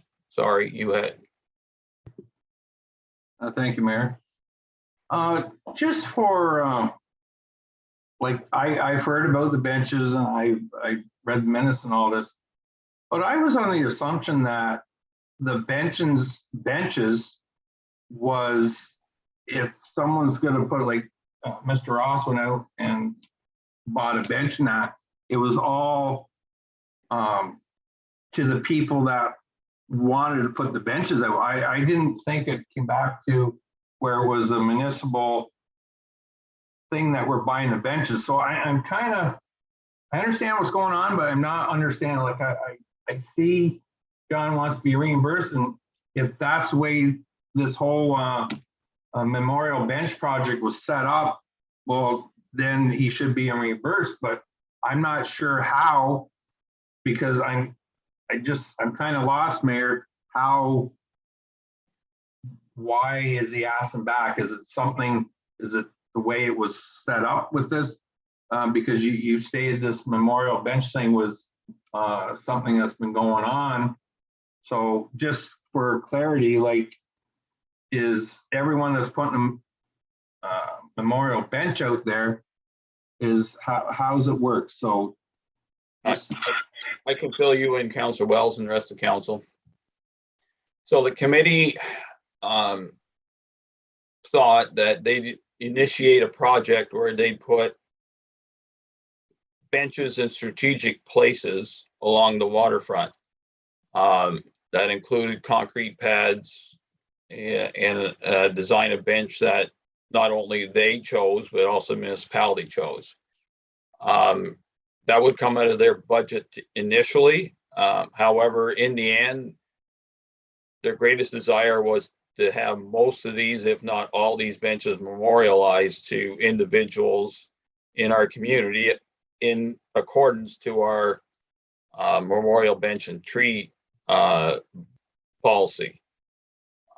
Within that policy, people who want to memorialize a bench or a tree would ask Austin for the application. They would fill in the application, and then we would go ahead and get the benches ordered and installed. They would pay for the bench initially, including the plaque. We would be responsible for the concrete pad and all ongoing maintenance.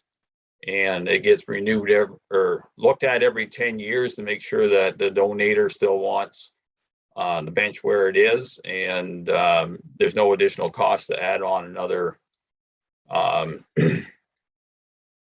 section of time, whether it's 10 or 5 years. However, that would be the proper procedure. The committee got bogged down in the fact that they wanted to do everything and they thought they should do everything, but I informed the committee and that Austin was certainly capable of handling the policy according to policy that the council had already set out, and we had already re-emphasized that that's the way it was going to be. This one here, he, as I said, he bought on his own. He brought it in. He literally put it up in the park. It did get a concrete pad eventually. That's not part of this donation. That's part of the pads that the committee had put together. The committee will be reimbursed that money as people pay for memorial benches, but and then they would get a tax receipt for the cost of the memorial bench, but not the plaque, because of the plaque is something that they own someday down the road anyway. So that's the proper procedure. Mr. Ross didn't want to follow that procedure, and he did it basically on his own. This is where we are at now. Okay, thank you, Mayor. We have policies, and I know it's for John's daughter, and John's helped this community a lot, but there's procedures that all the committees, it goes through council, which just is going through council right now. So by saying that, like, John took it upon himself to go out and do this, and it's a very good memorial to his daughter and the whole bit. I see that, but we also have to follow. We just can't have everyone just going out and buying benches, and like, this is set up for these committees to go to council the way it's supposed to be set up. So I would give back, if the committee or whatever, what, if it was done properly, what would be entitled to them. I would maybe entertain that, but I would strongly have the committee like this. We gotta follow the procedures that are set out, and like Deputy Mayor said, like, there's the ways we're doing it, and same with you, Mayor Bible. So if after it's all said and done, if there's something entitled back, if it was done properly, I would have no issues for that. If not, I would have to say I would lean not to reimburse Mr. Ross. Thank you. Councillor Lewis.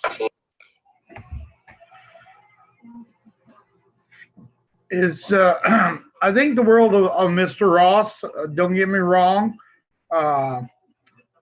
Now, has he got a memorial plaque on this bench right now? Does anybody know? I believe he may, but I can't be 100% sure, but I think he may. But okay, as I said, the bench is located where he wanted to put it, because that's where he put it, and that's fair enough. I don't have a problem with that.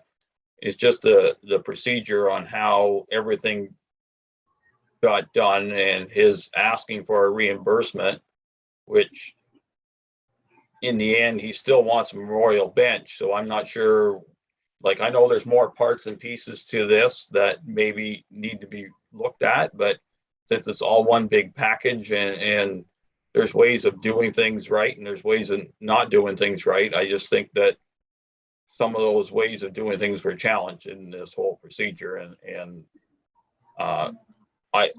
as I said, I don't have a problem with the memorial bench where he put it. If he wants it there, it's just that if he wants his money back, then technically it's our bench again. And then he wants to buy it back again. Like, the logic escapes me. I'm sorry. It just escapes me. Well, I believe that we use all of our committees the same. There's rules and regulations. There is a member of council that sits on all the committees. And as I said, I think the world of Mr. Ross, but I think in this situation, no, you went out and you bought the bench without going through the proper channels.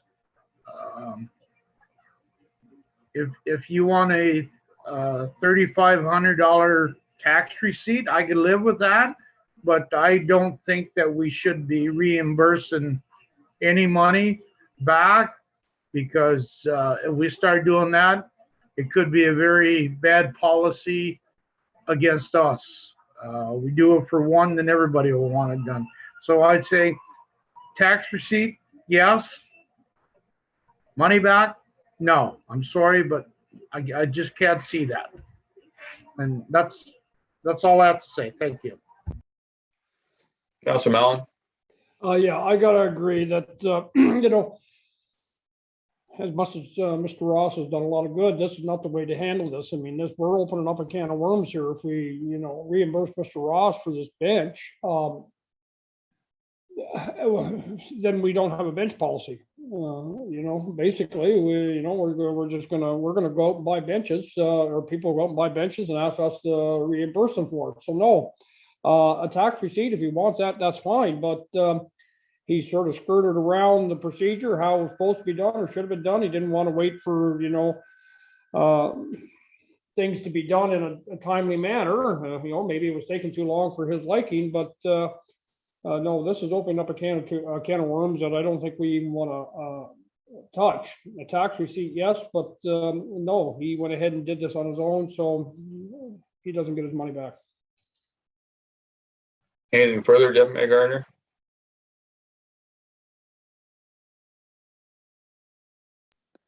No, I think it's tricky for us to be put in this position, but I stand on that, you know, whether it's telling somebody who just recently lost a child that they have to wait until their bench becomes before council until it can be installed.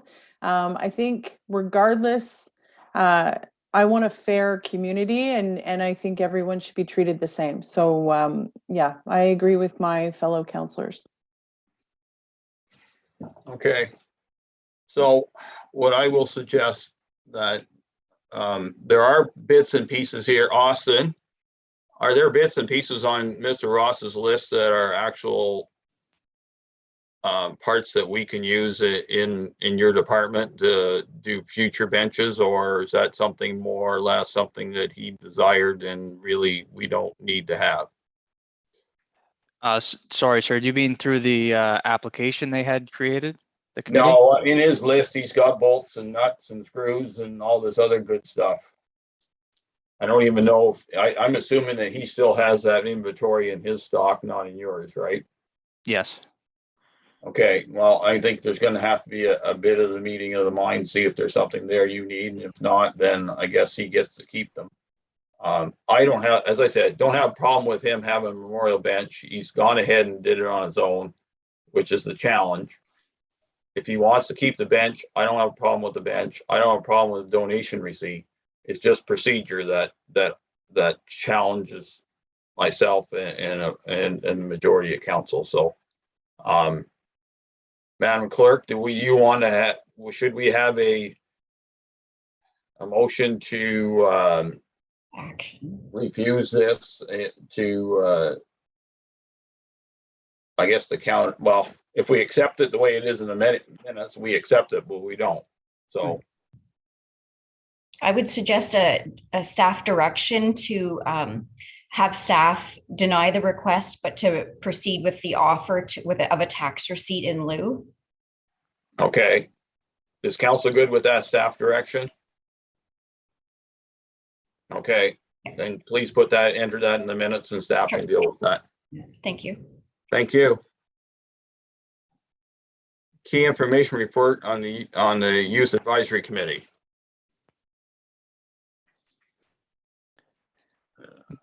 Thank you, Mayor and Yeah, Council. go ahead, Austin. You can describe what's going on and then we can go from there. Thank you, Mayor and Council. This report is provide Council with an update on the Youth Advisory Committee. Since its inception in 2021, all the committee members attended Seaway District High School, and they worked on projects such as the lending library expansion, as well as committee branding. In 2022, staff are looking to expand the committee to offer this opportunity to all youth in South Dundas between the ages of 15 and 25. The Youth Advisory Committee will operate in similar fashion to other committees of council in respects to their monthly meetings, committee positions, etc. The expansion will be completed through an online application process in which youth will submit an application to become a sitting member, chair, co-chair, or secretary for the committee. Staff would like council to note that the goal of this expansion is to provide an inclusive and organized opportunity for youth in South Dundas and allow them to provide their input on recreation within the community. And if council has any questions, I'd be happy to answer them at this time. Okay, Deputy Mayor Gardner, you asked that this be pulled from consent. Yeah, Go thanks, ahead. Mayor. Yeah, I fully believe had we not had the pandemic, this would have been one of the things that would have been completed a couple of years ago. But so with this in discussions, it's important to expand it. So Austin, what is it? 28? The federal government deems youth is it 28? Up to 28? Believe so, 26 Something or 28, like that. yeah. Yes, 28. And we felt that we have lots of young folks in South Dundas. Some are attached to a high school, some are going to college, some are working, some have come back. And we felt that it shouldn't just be one high school, one type of student speaking. It should be more. So the expansion is super important, and I'm hoping that other departments will use this committee as well, not just recreation. The report did start with Rob Hunter in economic development, so obviously there's some movement there as well. The only question I had while we're here is, can we, and this is for staff, can we advertise this in the paper? And I know the youth aren't reading necessarily, but some of them are. But parents and grandparents and friends and bosses and that type of thing will read the newspaper and see this as an opportunity and probably pass the information along. So that's just a thought. But I just wanted to highlight this. I think it's exciting, and there's been lots of discussion about reformatting. I really enjoyed participating with the youth from Seaway. I thought it was great.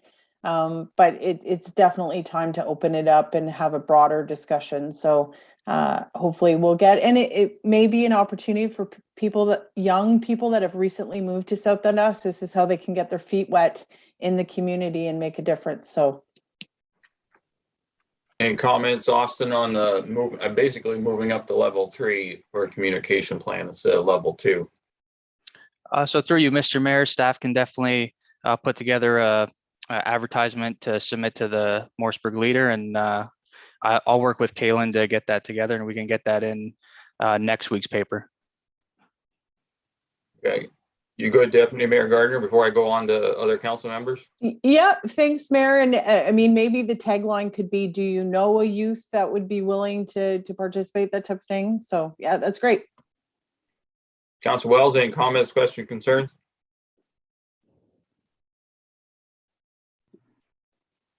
No, Mayor, I'm good with everything. Council Lewis?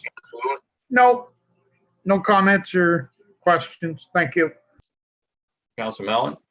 Yeah, it's good. I like the idea of broadening the pool, if you will, to include everybody, not just a high school or one high school. So yeah, I support it totally with you.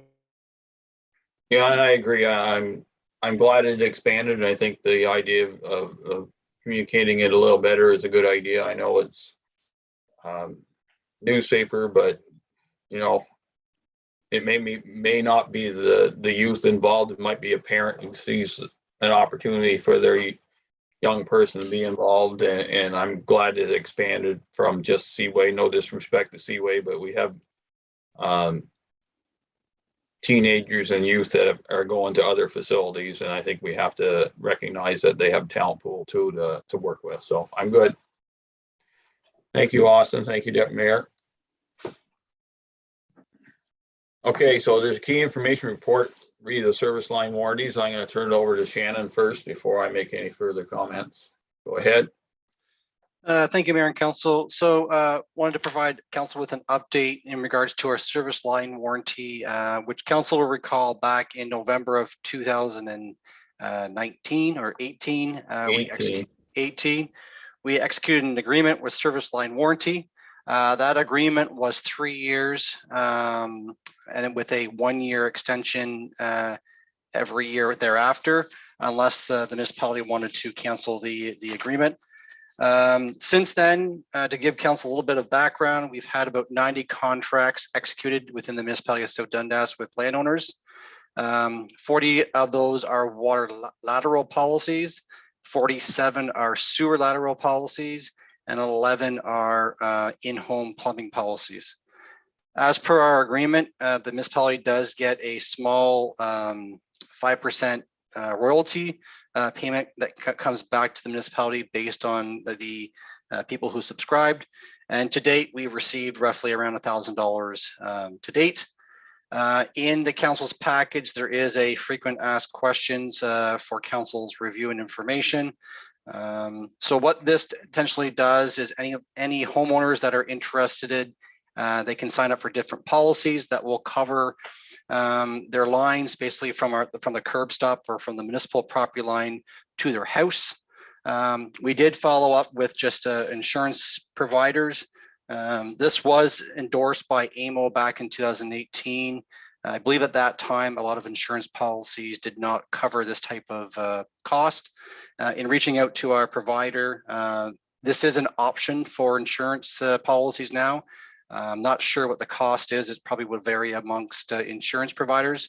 But right now, there's about 60 municipalities that have signed on using service line warranty. And if council certainly wants to have them come and provide more information on what they offer, we certainly can do that. But any questions council has, I'd be more than happy to answer.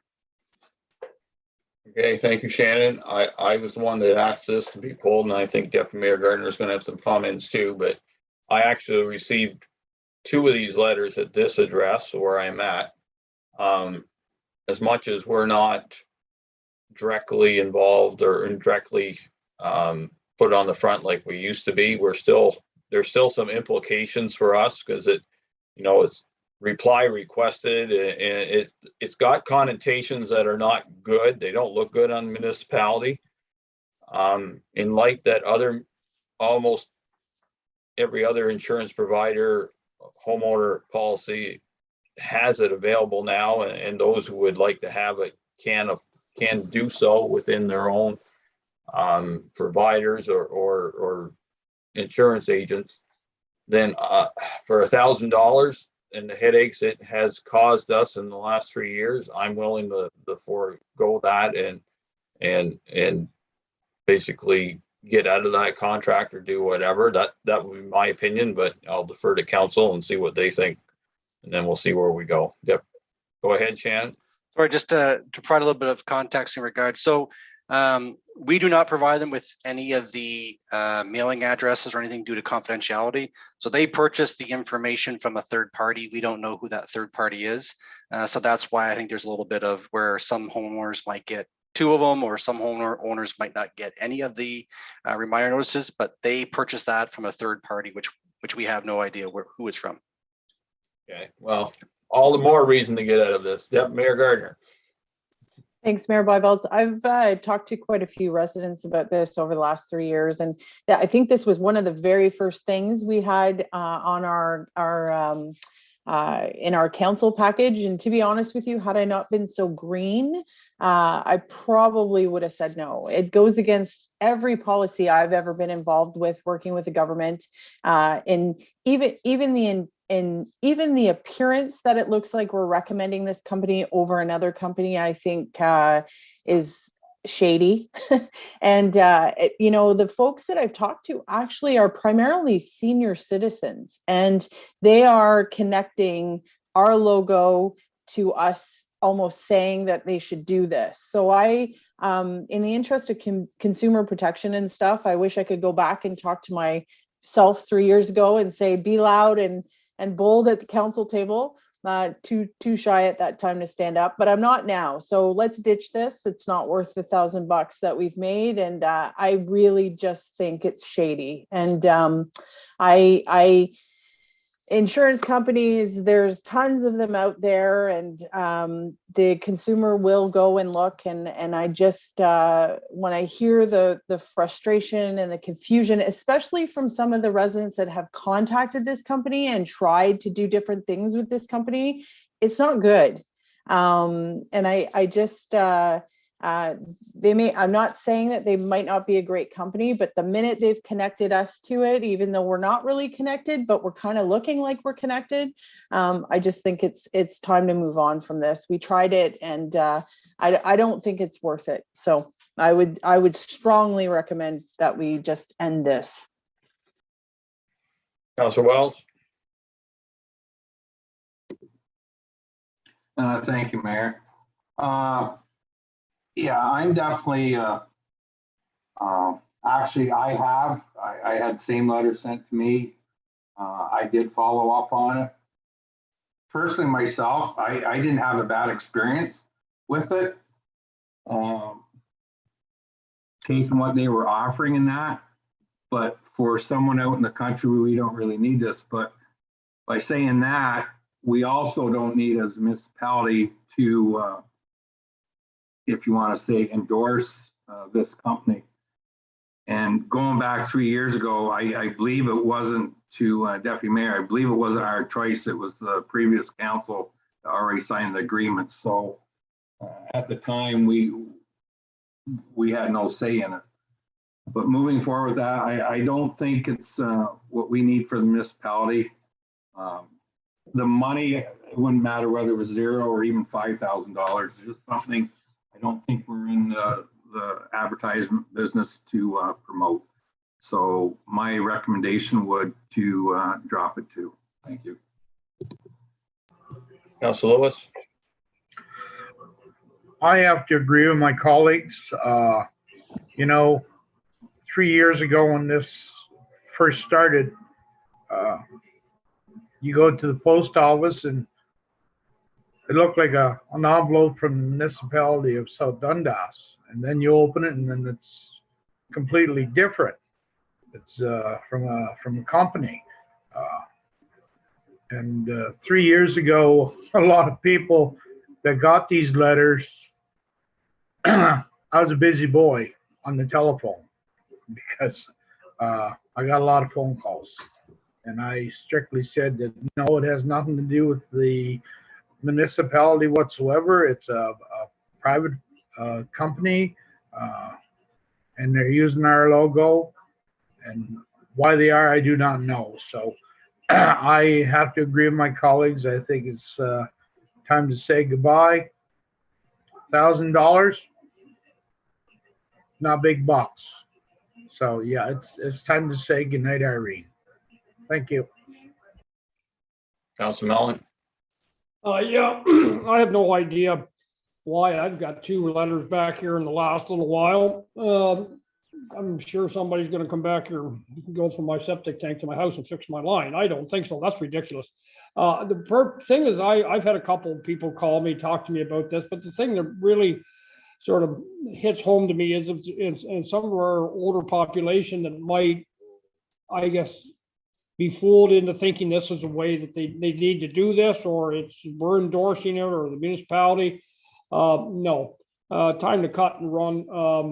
And I'll be honest with you, I didn't even think we were getting anything back from this, and it really bothers me to think that somehow or another we're profiting by $1,000. It's very little money. I realize that, but we don't need. No, this is not what we want. We just, no, I really don't. I don't support continuing on with this partnership, if you will.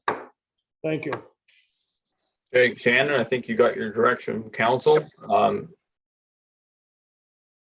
Madam Clerk can note that in the minutes that council has directed staff to discontinue the service line warranty program with whichever weather provider is. Sure. No, we'll reach out to the company and get things moving forward. Okay, thank you very much. Thank you. The information report on the fleet repair update, Director Hyman. Thank you, Mayor and Council. So in front of you is the report, or the KIR, which I've been providing to council at the beginning of each month. It's just keeping council up to date on expenses which have occurred, and identified the units, the year of the unit, and the description of what it is, with the dollar value, and a brief description of what failed or what was repaired at the time. In front of you, you'll see units 66, 68, 74, 76, 91, 93, and 103 all received some form of repair between December 1st and ending December 30th. Also on that list is unit 75, which is not included in the 201,000. It had internal engine failure, oil pump and sending unit failed, causing metal filings to enter into the injectors. The front crank seal was also leaking and needed to be repaired at the same time. Again, that cost was not included in that total of 201,000. I can answer any questions which you may have at this time. Thank you, Jeff. I was the one that asked to get this pulled, and I guess my concern is this council was always concerned about what we were spending on fleet repairs. There's some here that make, I wouldn't say there's anything real concerning on this list. I think, some of the concern is the vandalism that we experienced. An engine going is one of those fluke things, but we've had a lot of fluke things, and that's starting to cost us a significant amount of dollars. And I guess we'll have another discussion at budget, but I just wanted to make sure that council was fully aware, and they would if they read the package, but also that we as council didn't just slough this off on the consent agenda and think that wasn't our responsibility to at least make sure that we're maybe not happy with it, but at least voicing any kind of concerns or thoughts or whatever on it. So any comments, questions? Okay, go ahead, Jeff. If I can also add, Mayor, we also have two units. Unit number 79 is a single axle truck. I believe it's a 2012, maybe a 2013, if I'm not mistaken. It is at the Kempful Truck Center, Rush Truck Center right now, with a crank case module, which failed, took out the turbo, and we're waiting on a couple sensors to come in. They're obviously on back order. We're hoping delivery of that truck again. So right now our spare plow truck, which is unit 57, is in action. And we also have unit 68, which has after treatment issues, but we can't repair one until we get that truck back from Rush Truck Center. So that was a 2022 breakdown, but I just wanted to keep council up to date on where we are sitting with our fleet of plow trucks. That would explain why the single axle has disappeared from Parlow Road, and the tandem's back there, and it seems to be working quite fine even for its age, and the manual transmission the gentleman has to run. Comments, question, concern? Deputy Mayor Gardner, start. Yeah, I'm just curious for the vandalism part. Is it so you wouldn't recoup any of that through insurance? That just because the amount's too small or the deductible's too high, or what's the deal with that? Shannon can touch on that, Deputy Mayor. So through you, Mr. Mayor, to Deputy Mayor Gardner. So yeah, our deductible is 7,500. So it wouldn't cost us. It wouldn't be effective enough to put a claim through. Yeah, but I can do definitely, the math on that. Yeah. Okay. But definitely has been noted. There has been a police report provided to the police as well too. So hopefully they'll be able to catch it. Doesn't do much as far as recouping our costs, but hopefully it doesn't happen again. Okay, thank you. That was my only question, Mayor. Okay, Councillor Wells. Thank you, Mayor. No, it's unfortunate these costs come up. It's part of having big equipment. There was as far as vandalism goes, maybe something staff should look into that empty lot over there. I don't know how often this happens. I think it's the first time I've seen this year something as far as a half ton smashed or something. But maybe look into putting in a chain link fence or something over there that you can contain the vehicles or something.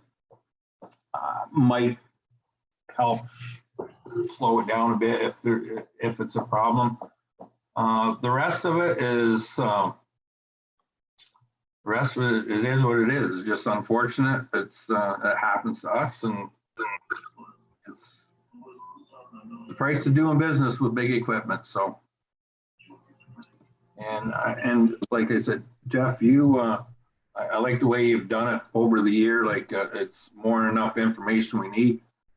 Sometimes the information you don't want to see, but it's overall it's good. So it's hopefully all the things are in the past, and see what happens for 2022. Thank you. Councillor Lewis.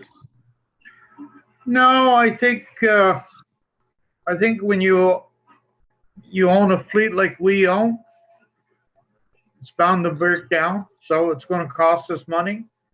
And Jeff, to touch on the vandalism, I think that's the first vandalism that I've seen in a long, long time. Now, did that happen in the empty lot or right at the arena itself? Through you, Mr. Mayor, I believe it was the empty lot.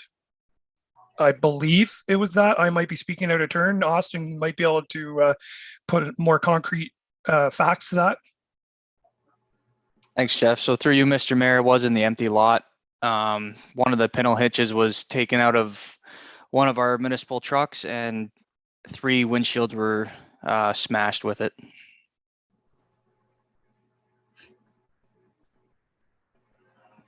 Okay, thank you. Councillor Mellon. Yeah, well, welcome to Irish Headline. That's where we originated from, the Mellon clan, and then anything that's gonna go wrong will go wrong. Shit happens, drive on. Okay, I understand things are, we have a big fleet, things go wrong, but it seems like we've got a lot of things going wrong. So sometimes you gotta look at if it's us or equipment or whatever it is. So I just want to make sure that this council is aware and the public is aware that, we're spending some significant amount of dollars on fixing equipment. And just correct me if I'm wrong, Jeff, the cost of fixing the excavator isn't even in this yet, is it? Absolutely not, Mr. Mayor. I can update you that it is split apart right now, and they are working at it in Ottawa, but we have not received any pricing yet on anticipated costs. So that would be a hit against 2022, which will put us behind the 8 ball right off the bat when we start talking budgets for 2022. Okay, fair enough. Thank you very much. Next one that I pulled was key information reports on the South Dundas outdoor rink update. So Austin, you can go through that, and then I'll voice my concerns in the end. Thank you, Mayor and Council. This report is provide Council with an update on the outdoor rinks in South Dundas. As noted in the report, all outdoor rinks are planned to be open this season.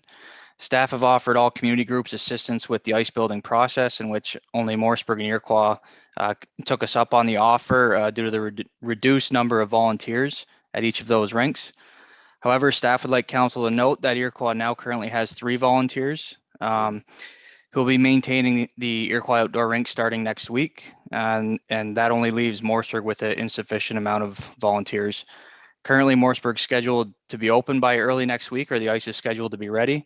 And staff will continue to advertise for any interested volunteers, whether that be adults or students looking for community hours in South Dundas.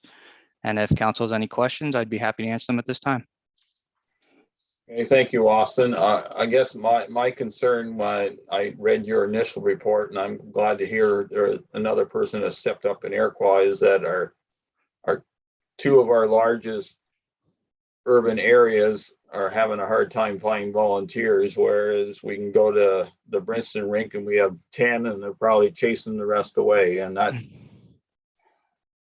the spirit of community and involvement, I know that I'm going to let Councillor Mellon speak to this because we've all thought that it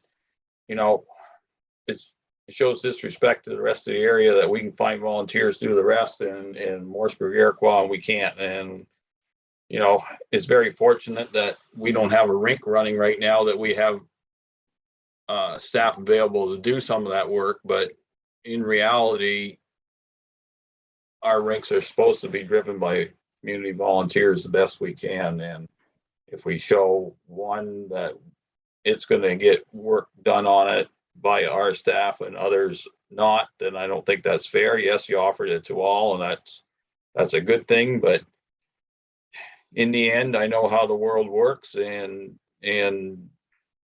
I do believe that if we try a bit harder in Morrisburg and Iroquois, and 3 in Iroquois might be enough. You may want an extra one, but the best community rinks are ones that are driven by volunteers, not by municipalities, and that doesn't matter whether it's in South Dundas, North Dundas, other parts of SDG, City of Ottawa, City of Cornwall.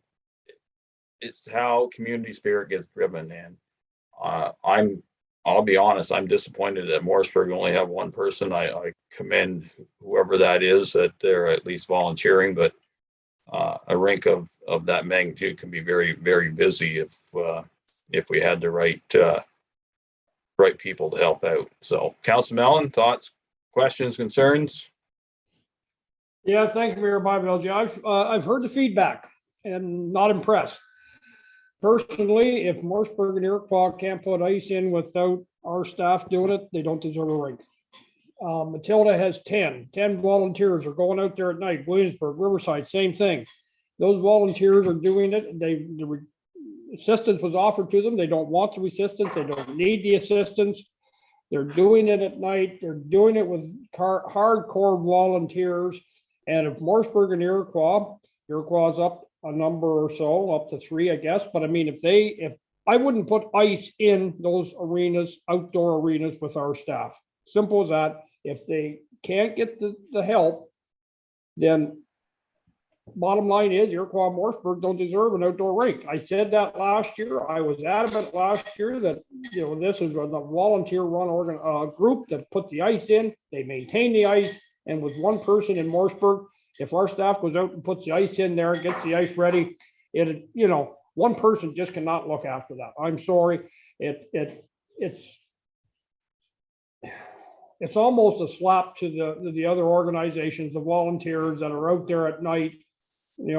Probably I can look out here and the lights are on in Princeton. Who wants to be out there tonight at -25 flooding rinks? But the volunteers do it, and they do it because they want to help their community and they want to provide ice services. So unless we get more people in Iroquois and Morrisburg, I would not recommend our staff going out to put ice in there at all. And that's the only way we're going to do it, because they'll just continue to depend on our staff to put the ice in, and then somebody will run around with the shovel and clean it off. But no, this is how it's going to be. If we're going to have a volunteers run our outdoor rinks, then it's going to be volunteers that run our outdoor rinks.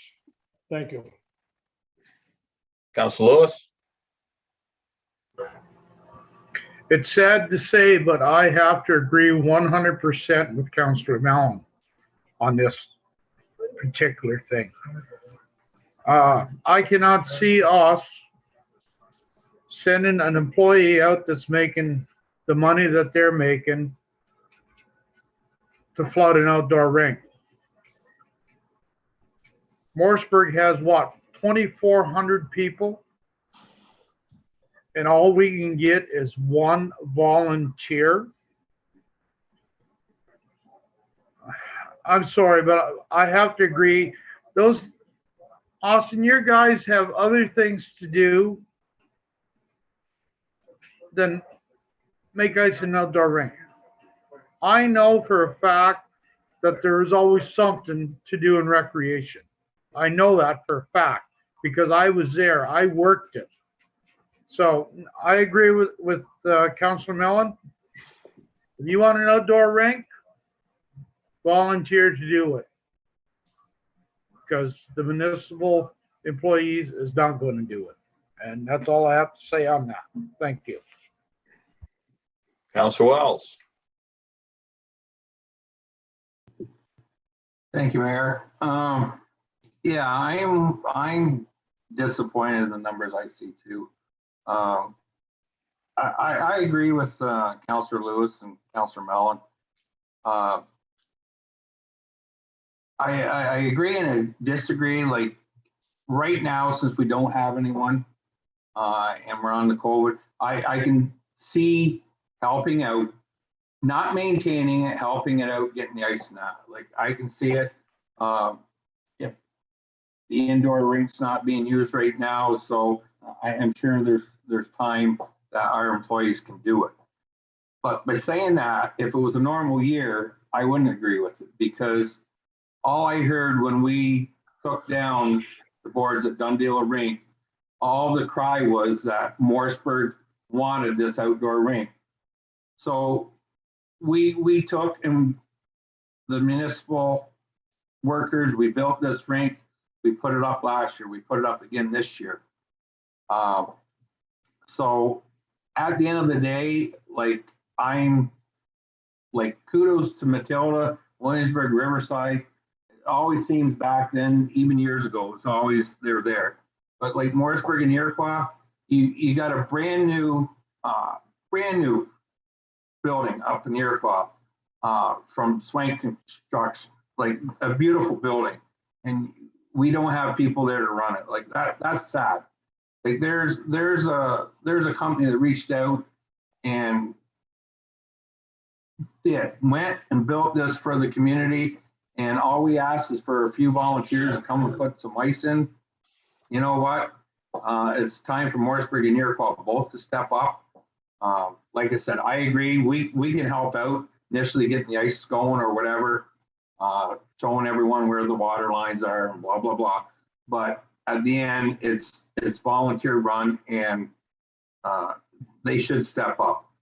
So like, especially Morrisburg and Iroquois, like I said, we put the building in, or the building was put in, the rink was put in. So people just stand up and offer your time, and that's all I have to say right now. Deputy Mayor Gardner. Yeah, I'm disappointed as well. And I catch the animation of my counselors. I'm not willing to give up on Morrisburg folks though, or Iroquois folks yet. I don't know, Austin, when you were recruiting volunteers, was it just a case of social media or was it in the newspaper? How did you try to get folks to volunteer? So through you, Mr. Mayor, it was through social media as well as the municipal website.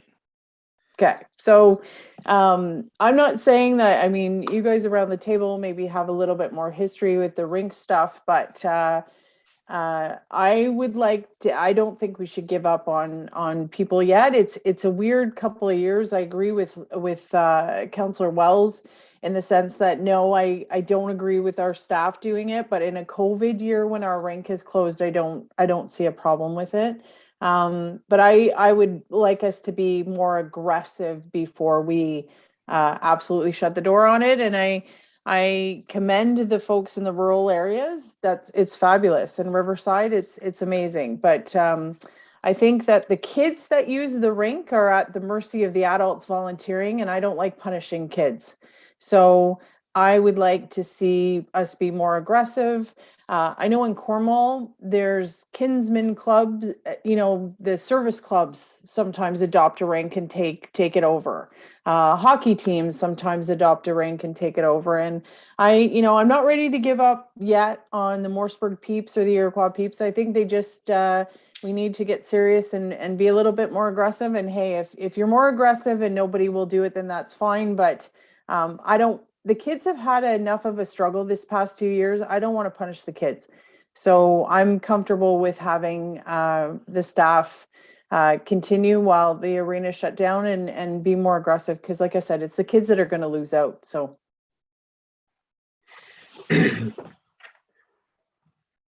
Well, I think there's a balance here. I think I don't disagree with Deputy Mayor that the kids are the ones that miss out, but that would be everywhere. And, the rural areas of South Dundas have always prided on looking after themselves, and they continue to do so. And no disrespect to Iroquois and Morseburg, but they're going to have to step it up a bit. I think we're at the point now that we've got the ice in. If we get volunteers to maintain it, I think that's as fair as we can get this year. I know we're not running indoor rinks, but as Councillor Lewis said, there's always something to do. And if they run out of things at the rink, we can put them in the facilities and they can do other things.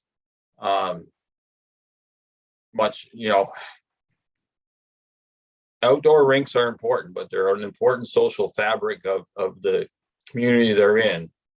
And I do hope, and I think what staff need to do is reach out a little bit harder and see if we can get some more bodies to work in Morseburg. We've got the base. We put, we took somebody else's rink and brought it to Morseburg, as others know, and there was some backlash on that, but we felt that was the right move to do. And here we sit and nobody wants to run the rink. And as I said, volunteer rinks are the ones that work. The ones that are run by staff people, it's just that assumption should not be there anymore. I think I agree with the majority of council that, we don't run the rinks. Somebody else has to do it. Let's see if we can get other volunteers, especially in the village of Morseburg, to help us out on that. We've got the base. Let's get her done. Okay. Any further comments, Austin? So through you, Mr. Mayor, with our 3 volunteers in Iroquois, that should be enough to keep that rink going for this ice season. And if we can manage to get 1 or 2 more volunteers in Morseburg, then we'll be in pretty good shape for the remainder of this season.